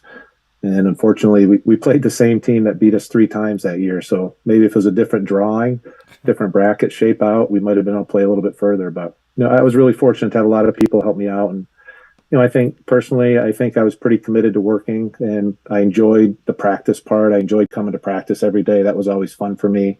I enjoyed working out, getting shots up on my own, and I just really love to play. And, I think the guys, whatever program I've been at, the guys who just love to play, love to practice and work out, end up doing pretty well for themselves. Yeah, and I mean, you made mention of the fact that you and Tobin have this very unique history of you kind of just like being there after, right? So he was or like having that crossing of paths. He was at Lemoyne as an assistant. You were at Lemoyne as a player. He was at Clarkson. You were at Clarkson. He was at Hamilton. Now you're at Hamilton. What can you say about how? I mean, they say the world is small, but when it comes to sports, I think the world is even tinier. With you having these, kind of almost there, you guys are there to, in a way, and you're following him and whatnot. What has that meant to you to see what he's done? Because you said you've had experience at D1, D2, D3. So has Tobin Anderson, and the world got to know who he was. So do you ever look at your story and say to yourself, like, hey, it can be done, it has been done, and, maybe there is a road there for me someday? I find it so unique that it's one time that it happened, but it happened 3 times between you and Tobin alone. Yeah, it's kind of crazy for sure. Like you said, the basketball world and the sports world is so interconnected that it's just amazing the relationships and the connections you have across a lot of people. Even with Jason Leone, Jason was at Clarkson as well as an assistant, and then now he's at Oswego, but he's a CBA grad. So there's just a lot of crossover there from a lot of people. And the thing I would say is, I think the basketball coaching fraternity here in upstate New York is pretty good. There's a lot of great coaches, that have won a lot of games and for whatever reason have not chosen to move up or move on. Certainly Tobin, I think people who know Tobin know he really had a desire to try to get to the highest level possible. And he's done a great job coaching, and, his press that he has and the motion offense. I remember seeing that 20 years ago when I was at Clarkson and we were trying to beat Hamilton. So there's certainly been some tweaks over time, but a lot of that basic and staples and philosophy has maintained the same set, basically same essence that it's had here for the last 20 years. And that's what I thought. One of the things that I thought was really neat was one of Tobin's press conferences around the tournament is he talked about small college coaches being able to do things at a really high level. And, I think sometimes people generally don't realize that there's really talented coaches at Division II and Division III, and there's really talented student athletes at Division II and Division III. We've been fortunate here to have some guys who've had Division I offers in some cases, but definitely the ability to move on and play at the scholarship level. But they've chosen Hamilton for a variety of reasons, or our level for a variety of reasons. And in some cases, those student athletes maybe didn't get the exposure that other students did, or maybe they were just a little bit young or their bodies weren't mature. There's a lot of reasons for people to take different paths, and it's fun to follow his progress. I think Jason would probably say the same thing, that it's exciting to see someone that you competed with back in the day doing the amazing things that they had this year. And, without question, that first weekend of the tournament, it was a lot of fun for people who are connected to him upstate. What is your vision with you being in so many, different places, experiencing different things? What is the road, that long road that you so eloquently shared with us this morning, and I appreciate? Where is Adam Stockwell heading? And I mean this pun fully intended. You'll probably laugh when I say it, but is your stock rising? That is funny. Yeah, well, I was disappointed I didn't get a call from Syracuse early this year, and they just fired within. That was for an upstate guy. That was disappointing. But seriously, I think every year you look at your situation, and for us, my wife and I decided a long time ago, after we had moved from Buffalo to Potsdam, and then Potsdam to Liverpool, and then after living in Liverpool and commuting to Hamilton for 5 or 6 years, we moved out here to this area closer to the college, closer to Hamilton, and we just got to the point where we didn't really want to move our kids around anymore. So our daughter's a freshman in college, and our son's a sophomore in high school, and we wanted to give them an opportunity to have an area where they had a little bit more stability. And that was a personal preference between her and I. And we're fortunate to be at a place like Hamilton where there's a ton of support for us personally. There's a ton of opportunity to be successful. We're able to attract students from all over the country, great academics, beautiful campus. And it's a community that's got a lot of support. So we've been really fortunate to be at a school where you can say, we're just going to be here and enjoy it and make the most of the opportunity. And, who knows, down the road, as the kids get older and they move on and start their lives, I'm sure Emily and I would want to try to be close to them if they move away. But, I think ultimately for us, the biggest driving factor has been trying to make sure we're doing what we want for our family and being close to our kids. And you speak on that, Adam Stockwell here on Wake Up Call with Dan Tortora live this morning, conversating about the Continentals as well as your road to where you are today. Like you said, Hamilton College, liking it, liking where you are, liking the community. To someone who's never been out to Hamilton College, how would you describe the community, and how would you describe what it's like to wake up in the morning, grab a cup of coffee, and take a deep breath outside on the front lawn? What's this area like for you? Well, for me, it's really comfortable having been in upstate New York between Moyne and growing up in Belleville, Ellsberg area. It's a very comfortable area just geographically for me. When people come to the campus, invariably we get the comment, wow, we didn't realize it was such a big campus and such a beautiful campus. We do have a campus that you could put in a movie setting, which is kind of neat. So it helps us a lot when whatever part of the country students are coming from and taking a look at the college, the campus pops a little bit. So for that first walk up or drive up the hill and walk around, the college has done a great job maintaining some of the architecture that we've had since the 1800s. And as we've expanded different buildings and facilities here, they've really maintained the integrity and the look of the campus from 200 years ago, which is a credit to the college maintaining that, keeping that way. And then the community itself, we're not huge. We're about 1,950, 2,000 students. Everybody lives on campus for all 4 years. We don't have any graduate students, so you really get to know people on a pretty intimate level. We've had a lot of professors that have been here 25, 30 years. They were here when Coach Murphy was winning a ton of games. He was here for 34 years with a lot of local guys, John Kavanaugh, Bill Geithner, Joe Smith, Joe Mrazinski, Fran DeGata. There's a ton of guys that came from Section 3 and had great careers here. So the community just knows the tradition of Hamilton basketball. And then obviously Coach Anderson came here with a different style and had a lot of energy. And I think everyone who knows Tobin knows people get excited for his teams because of how fast they play and how much intensity they have. And they made the NC tournament as well. So that tradition of success has really continued on. And a lot of the community have seen a lot of those teams and a lot of those games and just embrace the atmosphere. In the wintertime, there's not a whole lot to do. You have hockey, you have basketball. It's cold outside if you don't like to ski.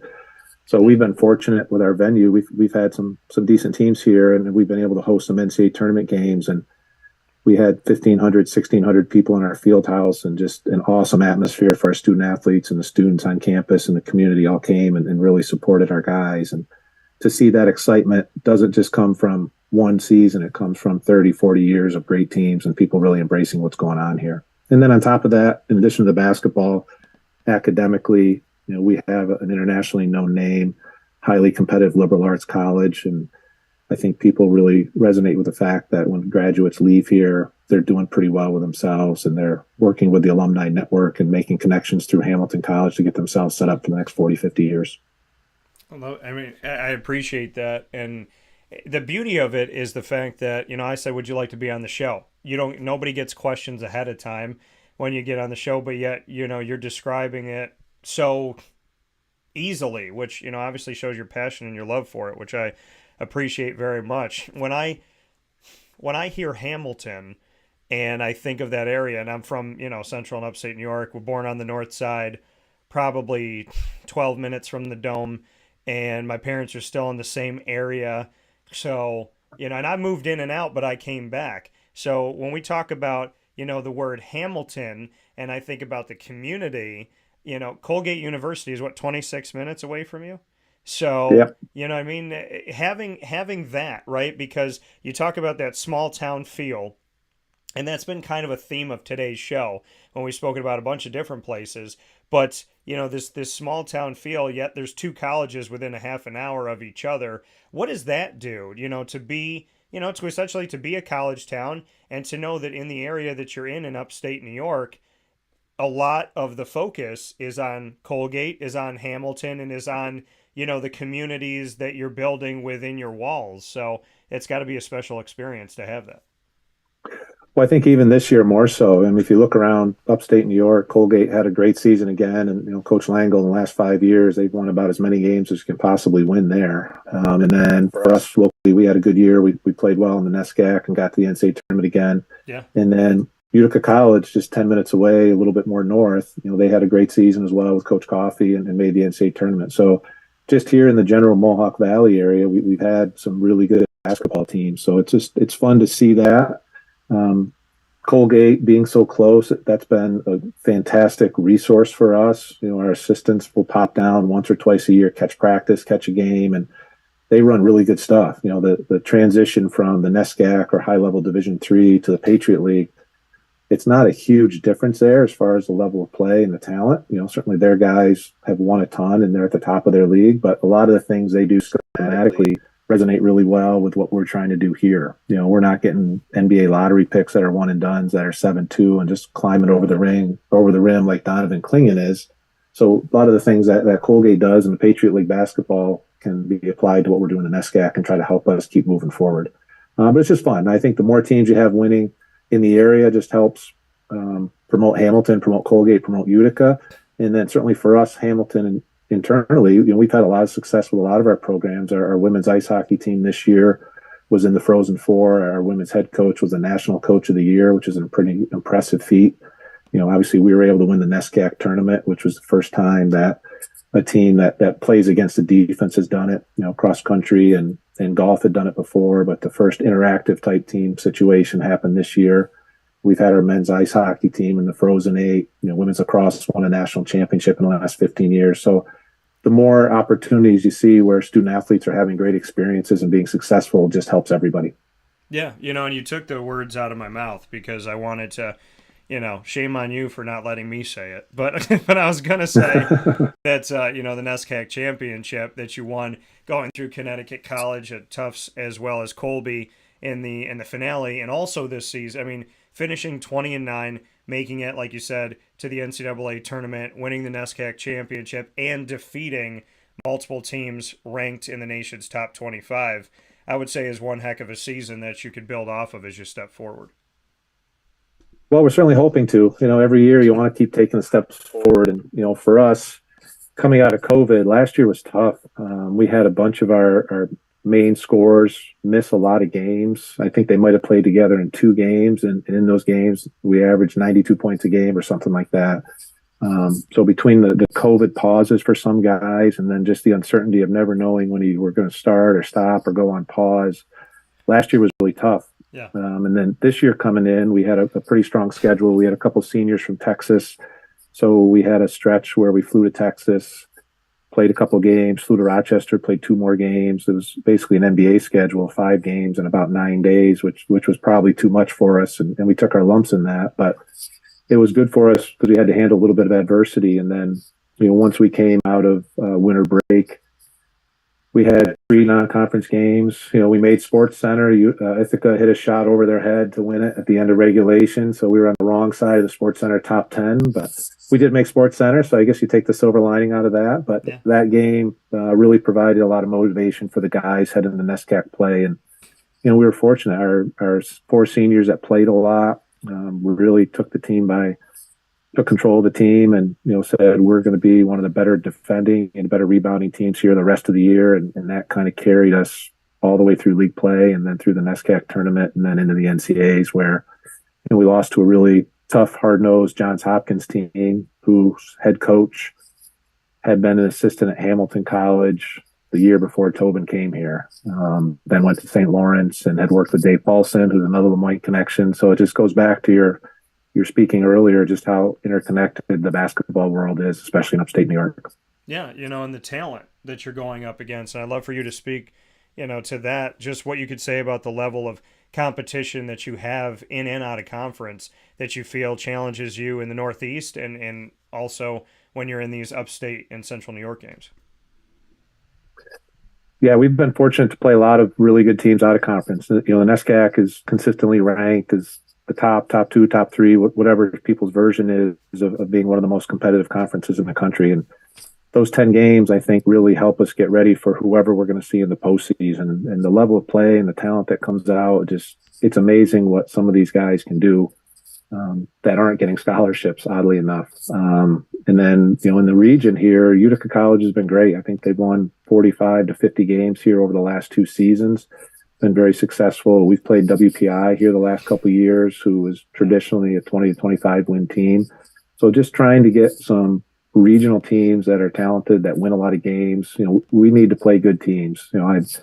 I used to be a huge Tom Izzo fan, and I still like a lot of the things they do.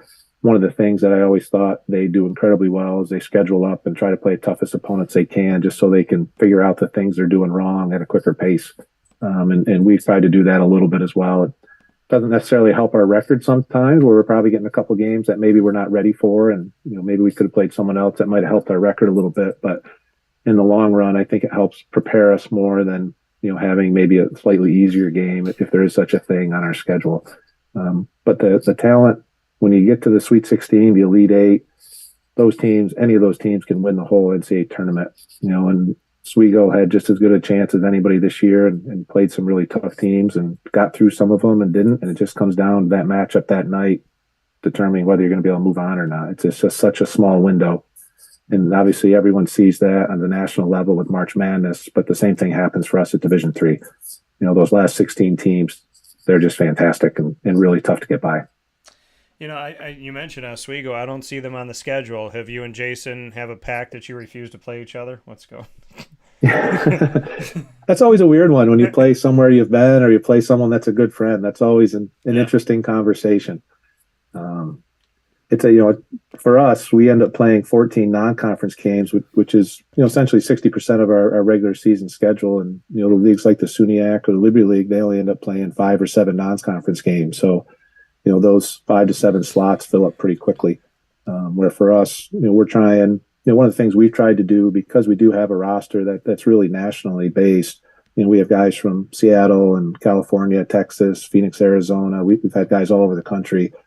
We try to find a way to get a little bit closer to their home if at all possible. So, some of our games are gobbled up just out of the region, just trying to connect with families, and then also with our alumni base, trying to get to different parts of the country.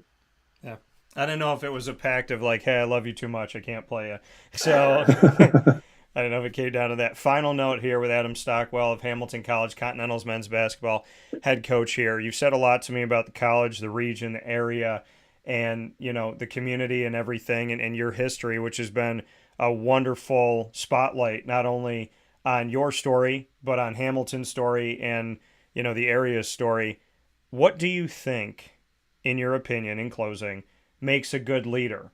How do you effectively reach people from your chair in your personal world? What is leadership according to Adam Stockwell? Yeah, I think personally the biggest things would just being very direct and consistent with what you're doing. I think when people try to misrepresent themselves or aren't true to who they are as people, you lose some of that honesty and that genuineness, and that impacts your ability for people to believe in what you're saying or what you're doing. And then if you're consistent with your values and who you are as a person, then I think people really know that you're there and pretty genuine with what's going on. Certainly for us, our goal here is to try to help our guys, be the best basketball players they can be and be very successful as a team. And they understand we're all about being team first, but they also know that 10, 15, 20 years down the road, we want to try to help them, whatever they have going on in their lives, whether it's trying to figure out a job decision, make a decision about marriage, have a family, pickups come up, I think they know that we're here. So our guys know that we're genuine, straightforward, and very supportive of them. Even though there's some nights on the sidelines, we're going to be pretty intense and try to help them get through that game. So just being direct, genuine, and consistent with who you are, I think goes a long way towards building a relationship. I love it.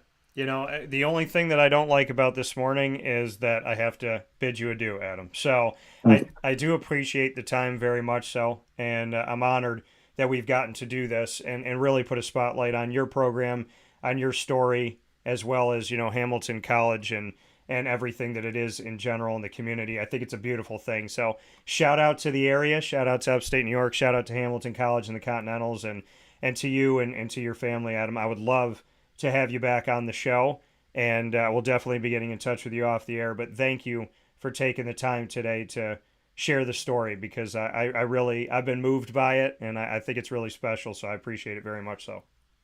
Well, thanks, Dan. Yeah, this was great. I really enjoyed talking with you, and certainly love to do it again sometime. Appreciate the opportunity.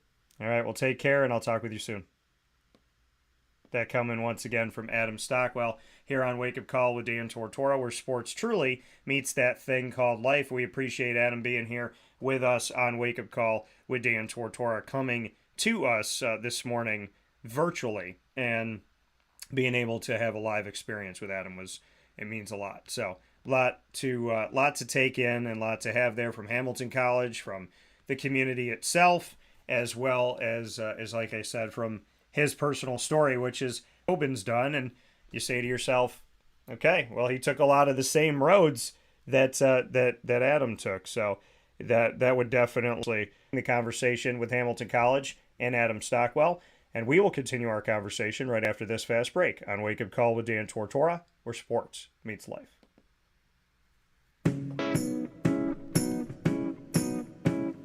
In these unique times, there are those in our community that give us a sense of normalcy and positivity. Pizza Man on 50 Oswego Street in Baldwinsville has been here for you for over 35 years and is here now.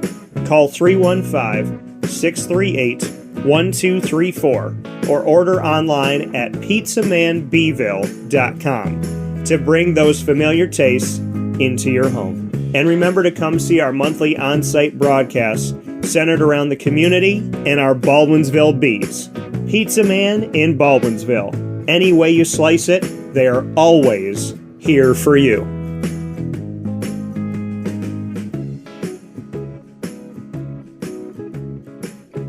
This is Jimmer Sikowski, owner-operator of Chick-fil-A Cicero, 7916 Brewerton Road in Cicero, right in front of the Home Depot. I had a deep feeling that God wanted me to do something bigger with my life and to help people, help others. I kept putting Chick-fil-A in my life, and I realized as I was going through the franchise selection process that positively impacting the lives of others was really core to what we do here at Chick-fil-A. First of all, it starts with the food. The food is brought in fresh daily. We bring in local produce. We prepare to order in the kitchen. We hand bread our chicken. We hand spin our milkshakes. It's great food. It doesn't taste like fast food. I think the second thing is the way people feel when they come in a Chick-fil-A restaurant. It's different. We try to treat people with intentional kindness here, which is very different and deeper than good customer service. And so I think it feels remarkable for most people to come in a Chick-fil-A restaurant. And then lastly, the impact that we try to have in the community is very different. It's a big part of the expectation of every operator of a Chick-fil-A restaurant is that they're actively engaged in their community, they're a leader in the community, and they're making a difference. When they realize that what we're striving to do is to shine a little light in their life, that's a very, very different experience than you will have at any other quick service restaurant. And it's that remarkable experience that I think people will emotionally connect with. I'm George Townsend of Honda City with some good advice when buying a new car. The true cost of owning a new car is determined by the appraised value when you trade it. No vehicle appraises higher than a Honda. Next, look for low APRs and deep discounts. You also want low maintenance costs and great fuel economy. That's why my advice to you is to buy a new Honda. Looking pre-owned, visit our Honda Certified Used Car Center. Honda City, 7140 Henry Clay Boulevard, Liverpool, or HondaCity-CNY.com. It would be a pity if Go shop at Honda City. Our corporate purpose at Chick-fil-A is to glorify God by being faithful stewards of all that's entrusted to us and to positively influence all those who come in contact with Chick-fil-A. And what became increasingly clear from our success in Cicero is that people love Chick-fil-A. And also I think we recognized that, we had a great opportunity to grow the brand and grow our platform. I felt incredibly grateful when I was selected to be a Chick-fil-A operator. I think what it's meant for me, what I've come to realize on a very deep level is that this is a calling for me. It's not a career. It's not a job. The Lord called me to be a Chick-fil-A operator and to use these restaurants to glorify Him and to positively influence other people. I'm blessed. I'm very blessed. Head to Chick-fil-A Clay on 3974 State Route 31 in Liverpool, New York. Welcome back here to Wake Up Call with Dan Tortora inside of the Cafe Kubal studios, hanging out with you where sports meets that thing called life.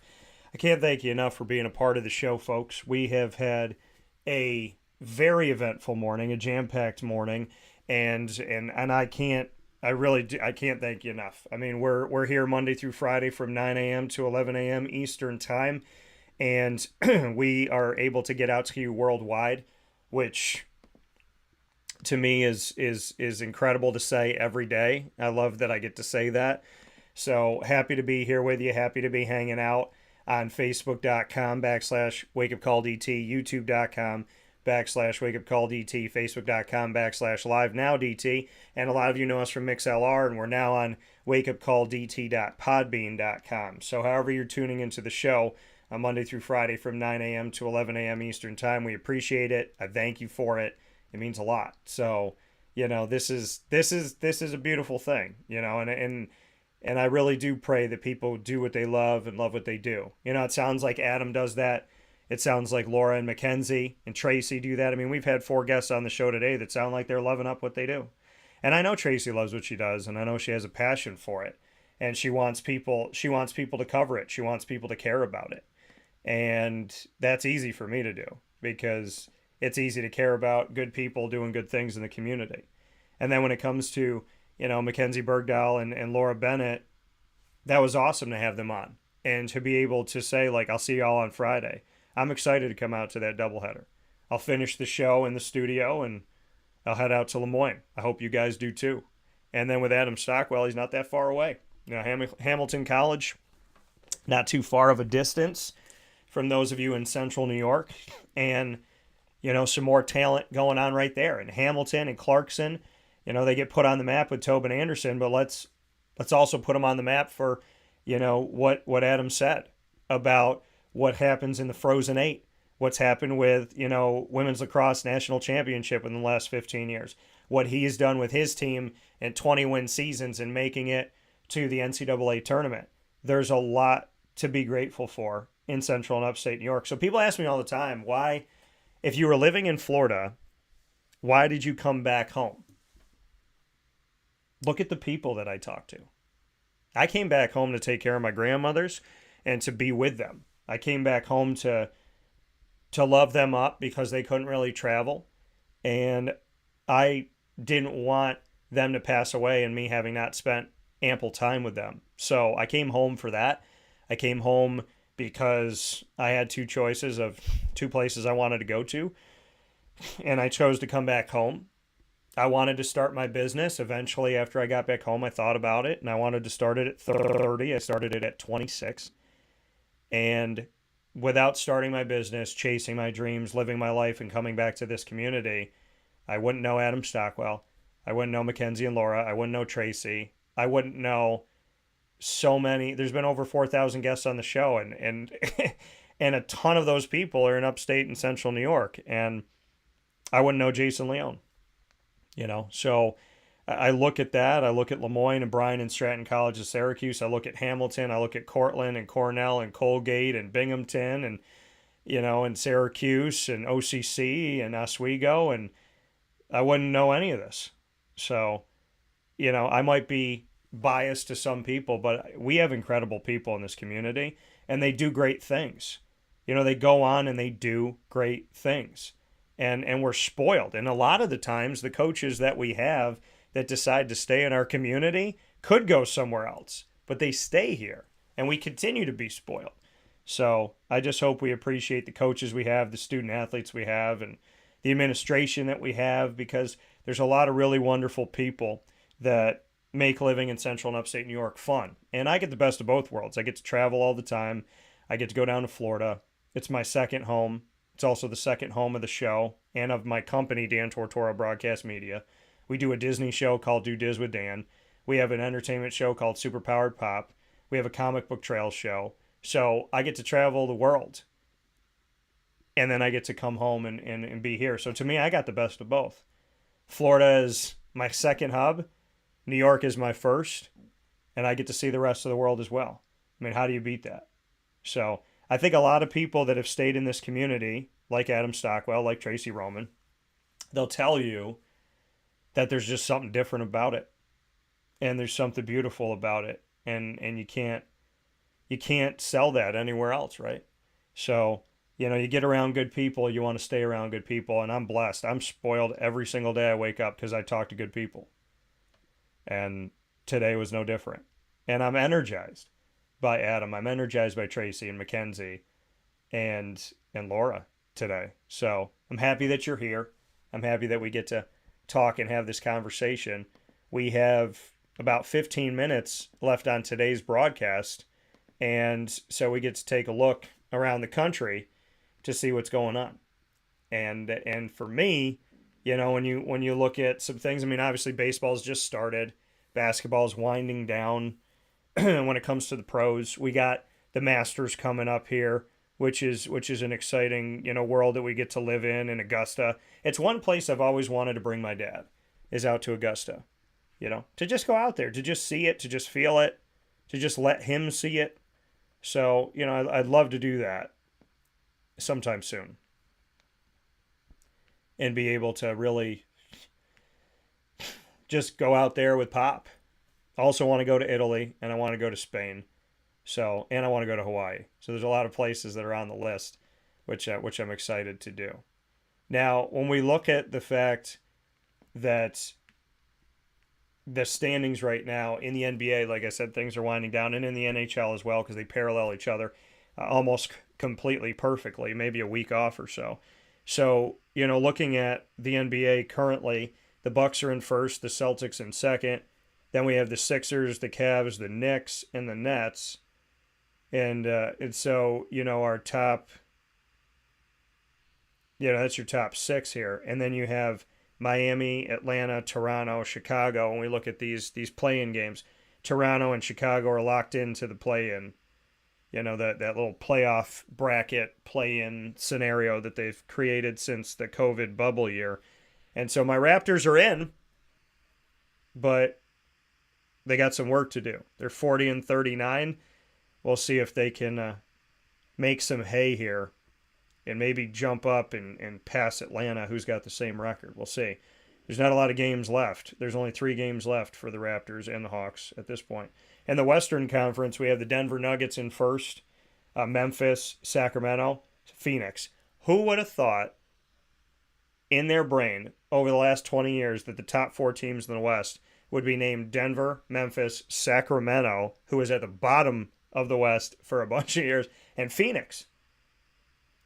The Golden State Warriors are 5th. The Clippers are 6th. The Lakers have actually taken themselves out of elimination situation, and they're 7th. They have the same record as the Clippers, so they could jump in and get out. So they went from being out of the playoffs to being into the play-in bracket to now getting out of the play-in bracket potentially and being one of the seeds that doesn't have to fight their way into the playoffs. So the Lakers are 7th, the Pelicans are 8th, and then the Timberwolves are 9th, and the Oklahoma City Thunder are 10th. So that's where things kind of shake out at this point. So, it's interesting to see. It's definitely interesting to see kind of where we're at this juncture of the playoff situation for the NBA. But, like I said, I'm excited that my Raptors are in. So I'm gonna take it for what it's worth, and I'm gonna enjoy it for what it's worth, and kind of go from there. Outside of that, to take a look at the NHL and as they get ready for their playoff scenarios. The Boston Bruins are at the top.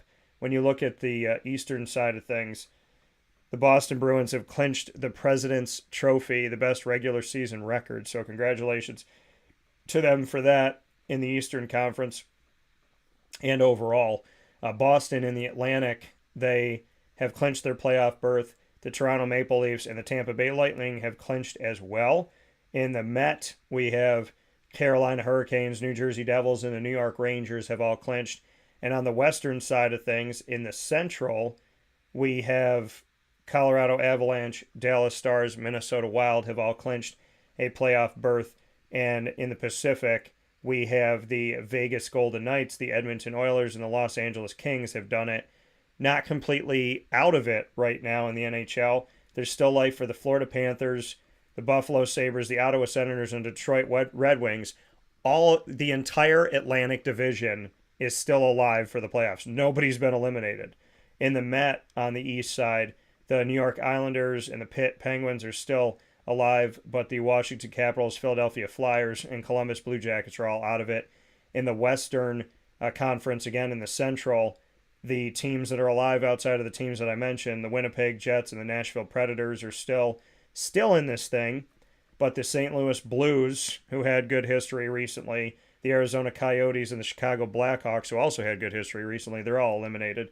And in the Pacific, the Seattle Kraken are still alive. The Calgary Flames are still alive. But the Vancouver Canucks, the San Jose Sharks, and unfortunately, my Anaheim Ducks had a terrible season. 23-44, and just gross. So they're not in good shape, and I'm sad about it. I don't want to talk about it any further than today. So that's where my Ducks are currently, and we'll figure it out. We'll figure it out from here. So a lot of good stuff coming up for the NBA as it hurls toward the playoffs, as well as the NHL. So looking forward to that. And, of course, looking forward to the NFL draft. It's at the end of this month, believe it or not. The NFL draft is April 27th to April 29th. So this is going to be great, right? It starts on Thursday with round 1. Then on Friday, round 2 and 3. And on Saturday, rounds 4 through 7. And we'll have a chance to see who people are looking at, right? Are they going to take Matt Bergeron? And some people have him regarded as a top 10 offensive tackle in the nation. So that's a good thing coming out of Syracuse. And then you got Sean Tucker. We'll see. I feel like at best he's a day 3 guy, and having not done the combine and having not done pro day, I think there's a chance that maybe he won't be drafted, which I don't want to see happen. I really don't. But I think he needed another year, and that's just my opinion. It's no knock against him. I think he needed more time. And, I think there's guys that do, and I think there's guys that don't. So, Michael Jones, he gave Syracuse another year that he didn't have to. And now I'm excited to see what he's going to do as well at linebacker. Garrett Williams, the man's a talented dude. He's just got to stay healthy. And if he could stay healthy, then, he could have been a first or second day guy if he stayed healthy. So I think definitely I would say second day guy. So we'll see. We'll see where things shake out from here, but I am excited for it and excited to see what's going to happen here for, these moves as we go forward. So it'll definitely be interesting. And there's some interesting things that are going on currently right now. We look at the fact that the Raiders are making some moves. The Las Vegas Raiders have brought on Brian Hoyer, who spent a lot of time with the Patriots and Bill Belichick. And so Hoyer is there, no surprise, right? Because, look at their head coach. Their head coach, Josh McDaniels, who spent so much time as the offensive coordinator under Bill Belichick. So he's bringing in Brian Hoyer. He's also brought in Jimmy Garoppolo, so 2 guys he knows all about here. And, they've now looked to do some other things to bolster up this team and bring in yet another Patriot, Danny Amendola, who was given the title of coaching assistant and working with the return team. So that's another Patriot here. So McDaniel's bringing a lot of Patriots flavor to this Las Vegas Raiders team. Are they the Patriots of the West? So and obviously that's there's a lot that comes with that. There's a lot that comes with the fact that everything Bill Belichick has done, and Josh McDaniels is still trying to build something, and they're going to have new history no matter what here, because times are changing out there as far as who they brought in and who their leader is going to be on the offense, and who their leader used to be on their defense, arguably with Khalil Mack a few seasons ago. So they're looking for that leadership and looking for where to go from here. So we shall see what we shall see. And then with the NFL draft going on, I'm excited for this. I get amped for it. We do it at Pizza Man. So we do a live draft cast at Pizza Man. We bring you into the draft. We do a mock draft that leads you into the draft. And then we sit for a portion of the draft and see if we were right or wrong with a bunch of the picks. And so I look forward to doing that at Pizza Man at the end of this month as well. So make sure you catch us out there at 50 Oswego Street in Baldwinsville, New York. So, the draft, first round this year, the Panthers traded away their future to get the first overall pick. So we'll see. Is it Bryce Young? Is it C.J. Stroud? Where are they going to go? And then with the second pick, Houston, which Houston needs a lot of help. They've had a problem for a long time. Arizona gets third, which is crazy to think of all the talent that they brought in and everything that they should have been, and at least been a playoff team bare minimum. And here they are with the third overall pick. The Colts, ever since Andrew Luck has left, the team has gone through quarterbacks like underpants, for those of you that clean your underpants. And it's been an interesting world in Indianapolis. And then, Seattle's fifth, which is kind of crazy and really cool, because Geno Smith has gone above and beyond what I thought he was going to do in the NFL. And I love that. And I appreciate, like I said, I'm happy to be wrong. I didn't think that Geno Smith was going to be, a quarterback that was going to last a long time in the NFL at that position. And he has. So kudos to him. The Lions get the sixth pick. I think the Lions are an uptick team. And then the Raiders have the seventh pick, which is great. Falcons have eighth. They need the help. Ninth goes to Chicago, so they didn't fall too far from first. They didn't fall out of the top 10, so they could still get somebody really, really good. Philadelphia, look at what Philadelphia was in the Super Bowl, and they have the 10th overall pick. So Philly's been really smart with the draft and how they utilize their picks and, who they brought in as well. I think Philadelphia's been really, really smart. I don't know if they get the credit for being, I consider to be one of the smartest franchises out there right now. And then, Tennessee has 11th as they try to figure out their identity. Houston has 2 picks in the top 12. They have 2 and 12. The Jets have 13, which is great for the Jets because they've already brought in a ton of young talent that's been good the last 2 years. If it can stay healthy, I think they're a playoff team potentially, depending on who their quarterback is. 14th to the Patriots. It's a high pick for them. Green Bay Packers get 15. We'll see what they do with that. The Washington Commanders will have the 16th pick. Hopefully they won't draft a quarterback because they love to collect the quarterbacks. 17th to the Steelers, trying to figure out who they are in this new era for them with Kenny Pickett. And then the Lions go again in 18. Then the Bucks go in 19, sans Tom Brady. The Seahawks have another pick at 20, and this is just the first round. And then the Chargers have 20. They're going to have the... This is confusing here. They have the 21st pick overall. And then the 22nd pick goes to the Baltimore Ravens, who are still trying to figure out what to do with Lamar Jackson. 23rd, we have the Minnesota Vikings. 24th, my Jaguars, I think, will take an offensive lineman, or maybe best available at that point. And then 25th, you got the Giants, followed by the Cowboys. The Bills are at 27. Then the Bengals, the Saints, the Eagles get another pick at 30, and then the Chiefs go at the end of this here. So, we'll see. We'll see where we go from here. And I'm excited for it. I really am. The draft is going to be awesome. I can't believe it's coming up in a few weeks.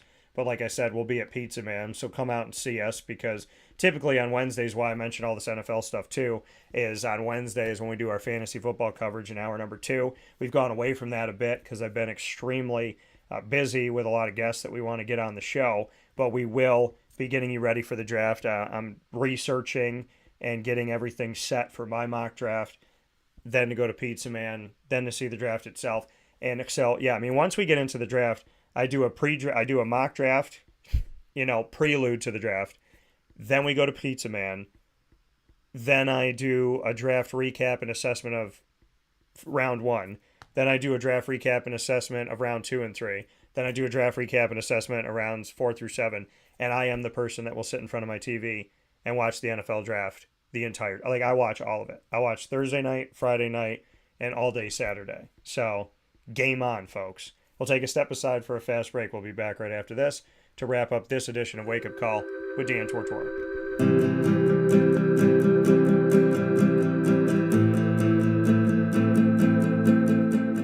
Cafe Cabal offers same-day local delivery of our products, offering no delivery charge for Onondaga County. Shop cafecabal.com for fresh roasted coffee beans, cold brew, travel mugs, and all your essential Cafe Cabal needs. Cafe Cabal, coffee for the soul.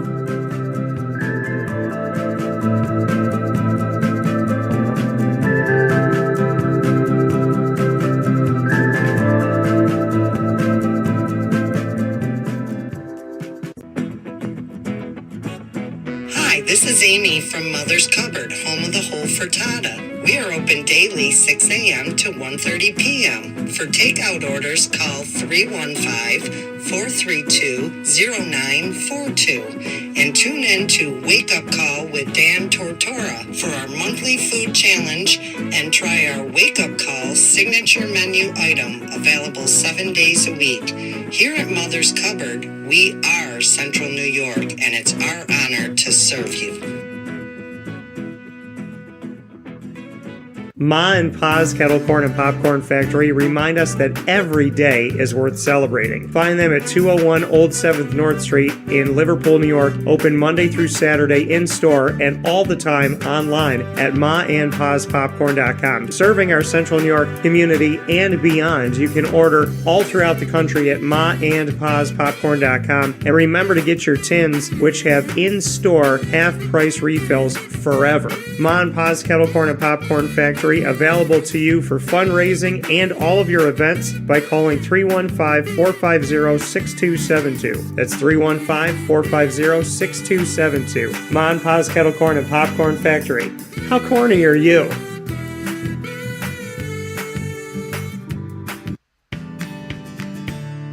Witty Wicks Candles and Gift Shop, Township 5 Camillus, where you will find handcrafted all-natural soy wax candles over 60 cents to freshen up your home. We carry a wide range of locally made items, Salsa Q's, Syracuse Salt, and Chocolate Pizza Company, to name a few. Let our knowledgeable staff help choose unique gifts and keepsakes for any occasion. Gifts for family and friends, and maybe a little something for yourself. Witty Wicks Candles and Gift Shop, Township 5 Camillus.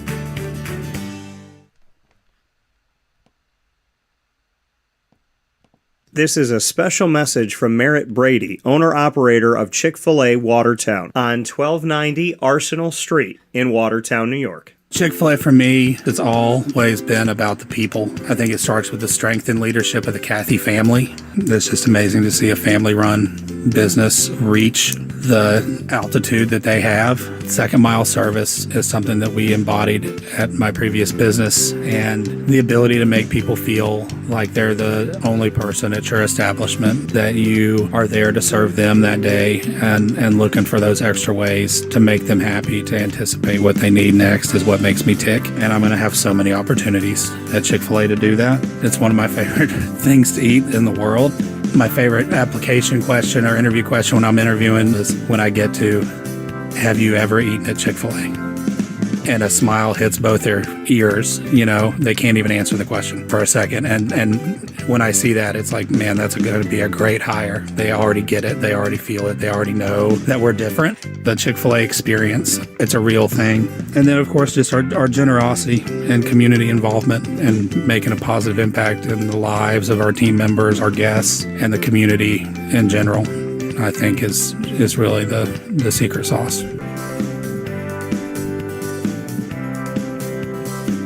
Welcome back here to Wake Up Call with Dan Tortora inside of the Cafe Cabal studios, hanging out with you where sports meets that thing called life, and appreciate you being here every Monday through Friday from 9 a.m. to 11 a.m. Eastern time. And today we had a fantastic time speaking with incredible people here on the show, and I can't thank them enough on youtube.com, facebook.com, and mixlr.com, all / Wake Up Call DT. Many thanks to everybody that's been here with us, and YouTube and Facebook, as well as on facebook.com / LiveNowDT and on wakeupcalldt.com. www.podbean.com. Once the shows go live, they hop into the archives, and you don't want to miss a second of it. So you can head to our archives today on Amazon Music, as well as on Audible, iHeartRadio, iTunes, and Apple Podcasts, MixLR, Player FM, Podbean, Podvine, Spotify, Stitcher, TuneIn, and YouTube. So make sure you head out there today to any one of these outlets and catch Wake Up Call with Dan Tortora. It is truly, truly an honor and a privilege for us to be able to connect with you the way that we get to connect with you. So thank you so much to everybody that has supported the show and shared the show and loved up the show and, sent it out to your friends, family, coworkers, and colleagues. I can't thank you enough for, and again, this is all free for you to go to any one of these sites and to find us on these sites. So make sure you do that, right? Go there, download, follow, click on it, save it, and if you do like the show, then make sure that you do give us a follow, or make sure that you subscribe to whatever outlets we have here, because it means a lot to me. And also, when you subscribe to us or you follow us, you're the first to know when something new comes to that specific downloadable area. So you're going to be able to catch the show very easy, and it's going to be right there at your fingertips. So make sure you connect with us there, and I do. I appreciate it all. I also appreciate our incredible partners in the community. Big shout out to Cafe Cabal, Carvel DeWitt, the Wildcat Sports Pub, Witty Wicks, as well as Avicoli's, PB&J's, Lunchbox, Mon Pa's Kettle Corn and Popcorn Factory, Canine Camp Dog Daycare, Chick-fil-A Cicero, and Chick-fil-A Watertown, as well as Chick-fil-A Clay, Canine Campground Dog Boarding, Mother's Cupboard, 317 at Montgomery Street, Great Lakes Honda City, Pizza Man, and Wake Up Call is the exclusive multimedia marketing partner of your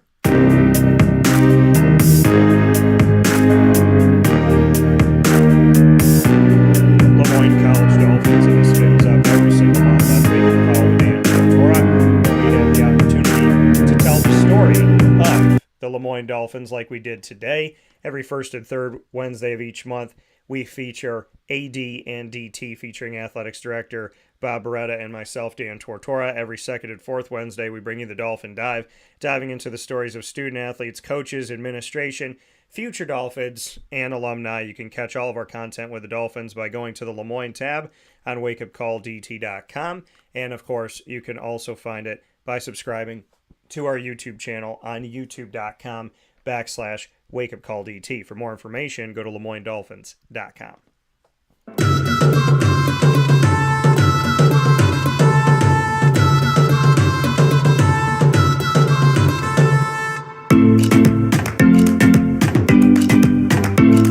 The Bryan and Stratton College Bobcats of Syracuse are exclusive multimedia marketing partners of Wake Up Call with Dan Tortora. You can come and connect with your Bobcats every single month on Wake Up Call, so make sure you don't miss a moment to hang out with men's and women's soccer, men's and women's basketball, and, of course, baseball. Baseball is in full swing this season, pun fully intended, and I am ecstatic about them in their inaugural season to be out there playing this game and doing what they love. So appreciate them so very much, and I appreciate you for supporting the Bobcats by going to our BSC Syracuse tab on wakeupcalldt.com for all of our content, subscribing to our YouTube channel where you will also get all of our Bobcat Buzz specials, and of course, for more information on your Bobcats, go to syracuse.bscbobcats.com. With that being said, here on Wake Up Call with Dan Tortora, where sports meets that thing called life, I want to give a special thanks inside of MonPazPopcorn.com's What's Poppin' to Tracey Roman, the head coach of the Lemoyne Dolphins softball team, as well as student athletes on the Lemoyne College softball team. A big ups and many thanks to Mckenzie Bergdoll on the team at first base and Laura Bennett as a pitcher on the team, and thank you for telling your stories and for being with me here this morning and making your wake-up call and Dolphin Dive debuts. So much appreciation to Mckenzie and Laura, and to the debut of Adam Stockwell, who joined us on the broadcast today from Hamilton College here in upstate New York, and told us his story, as well as his unique connection to Tobin Anderson, what the team has done specifically with him being the head coach of the men's basketball team, as well as the successes of the college and athletics overall for the Continentals Appreciate very much so Adam sharing his story. So, with that being said, find us on Facebook at Wake Up Call DT, the Twitter at Call DT, and Instagram at Wake Up Call _DT. God bless. No stress. Do your best. We will see you tonight. No, you're not having deja vu. We will be back at Avicoli's tonight. So we were at Avicoli's last night with the girls lacrosse team. Had a fantastic broadcast. Tonight, boys lacrosse from Liverpool. The Warriors join me. Liverpool is right down the road. The high school is right down the road. You can walk from the high school to Avicoli's. So we look forward to seeing you there. Parents, the entire team, guardians, loved ones of all kinds, the community in general, come to Avicoli's tonight, April 5th, 6 p.m., right there on 7839 Oswego Road in Liverpool, New York, on the corner of Route 57 and Wetzel Road, down the road from Liverpool High School. Come to Avicoli's tonight. We'll see you in Liverpool with the Liverpool Warriors boys lacrosse team. Head coach Mike Felice and student athletes will be speaking with me, and we'll be doing 2 sets. So we'll have one set with 2 student athletes, and the second set will be with Coach Felice and a student athlete. So very much looking forward to you coming out. Grab some pizza, grab some wings, get that veal parmesan sub that's so amazing that they have there. Get your favorites, have a nice time, dine with us at Avicoli's tonight at 6 o'clock, and support Liverpool boys lacrosse. Can't wait. And the girls lacrosse, opportunity for you to go back and watch that. They're both on youtube.com/wakeupcalldt. Click subscribe. And they're both on facebook.com/wakeupcalldt. I'll be adding them to Twitter at CallDT. I'll be adding them to the website on the Central New York tab to the Avicoli's portion of it. So you'll be able to see them. There's an audio version and a video version. We'll do the same for the boys tonight. So we look forward to seeing you at Avicoli's at 6 p.m. tonight, April 5th, on site on location at 7839 Oswego Road in Liverpool. And in the meantime, God bless. No stress. Do your best. Be good to each other. Take care of yourself. And I hope you have a wonderful, wonderful Wednesday. Talk to you soon.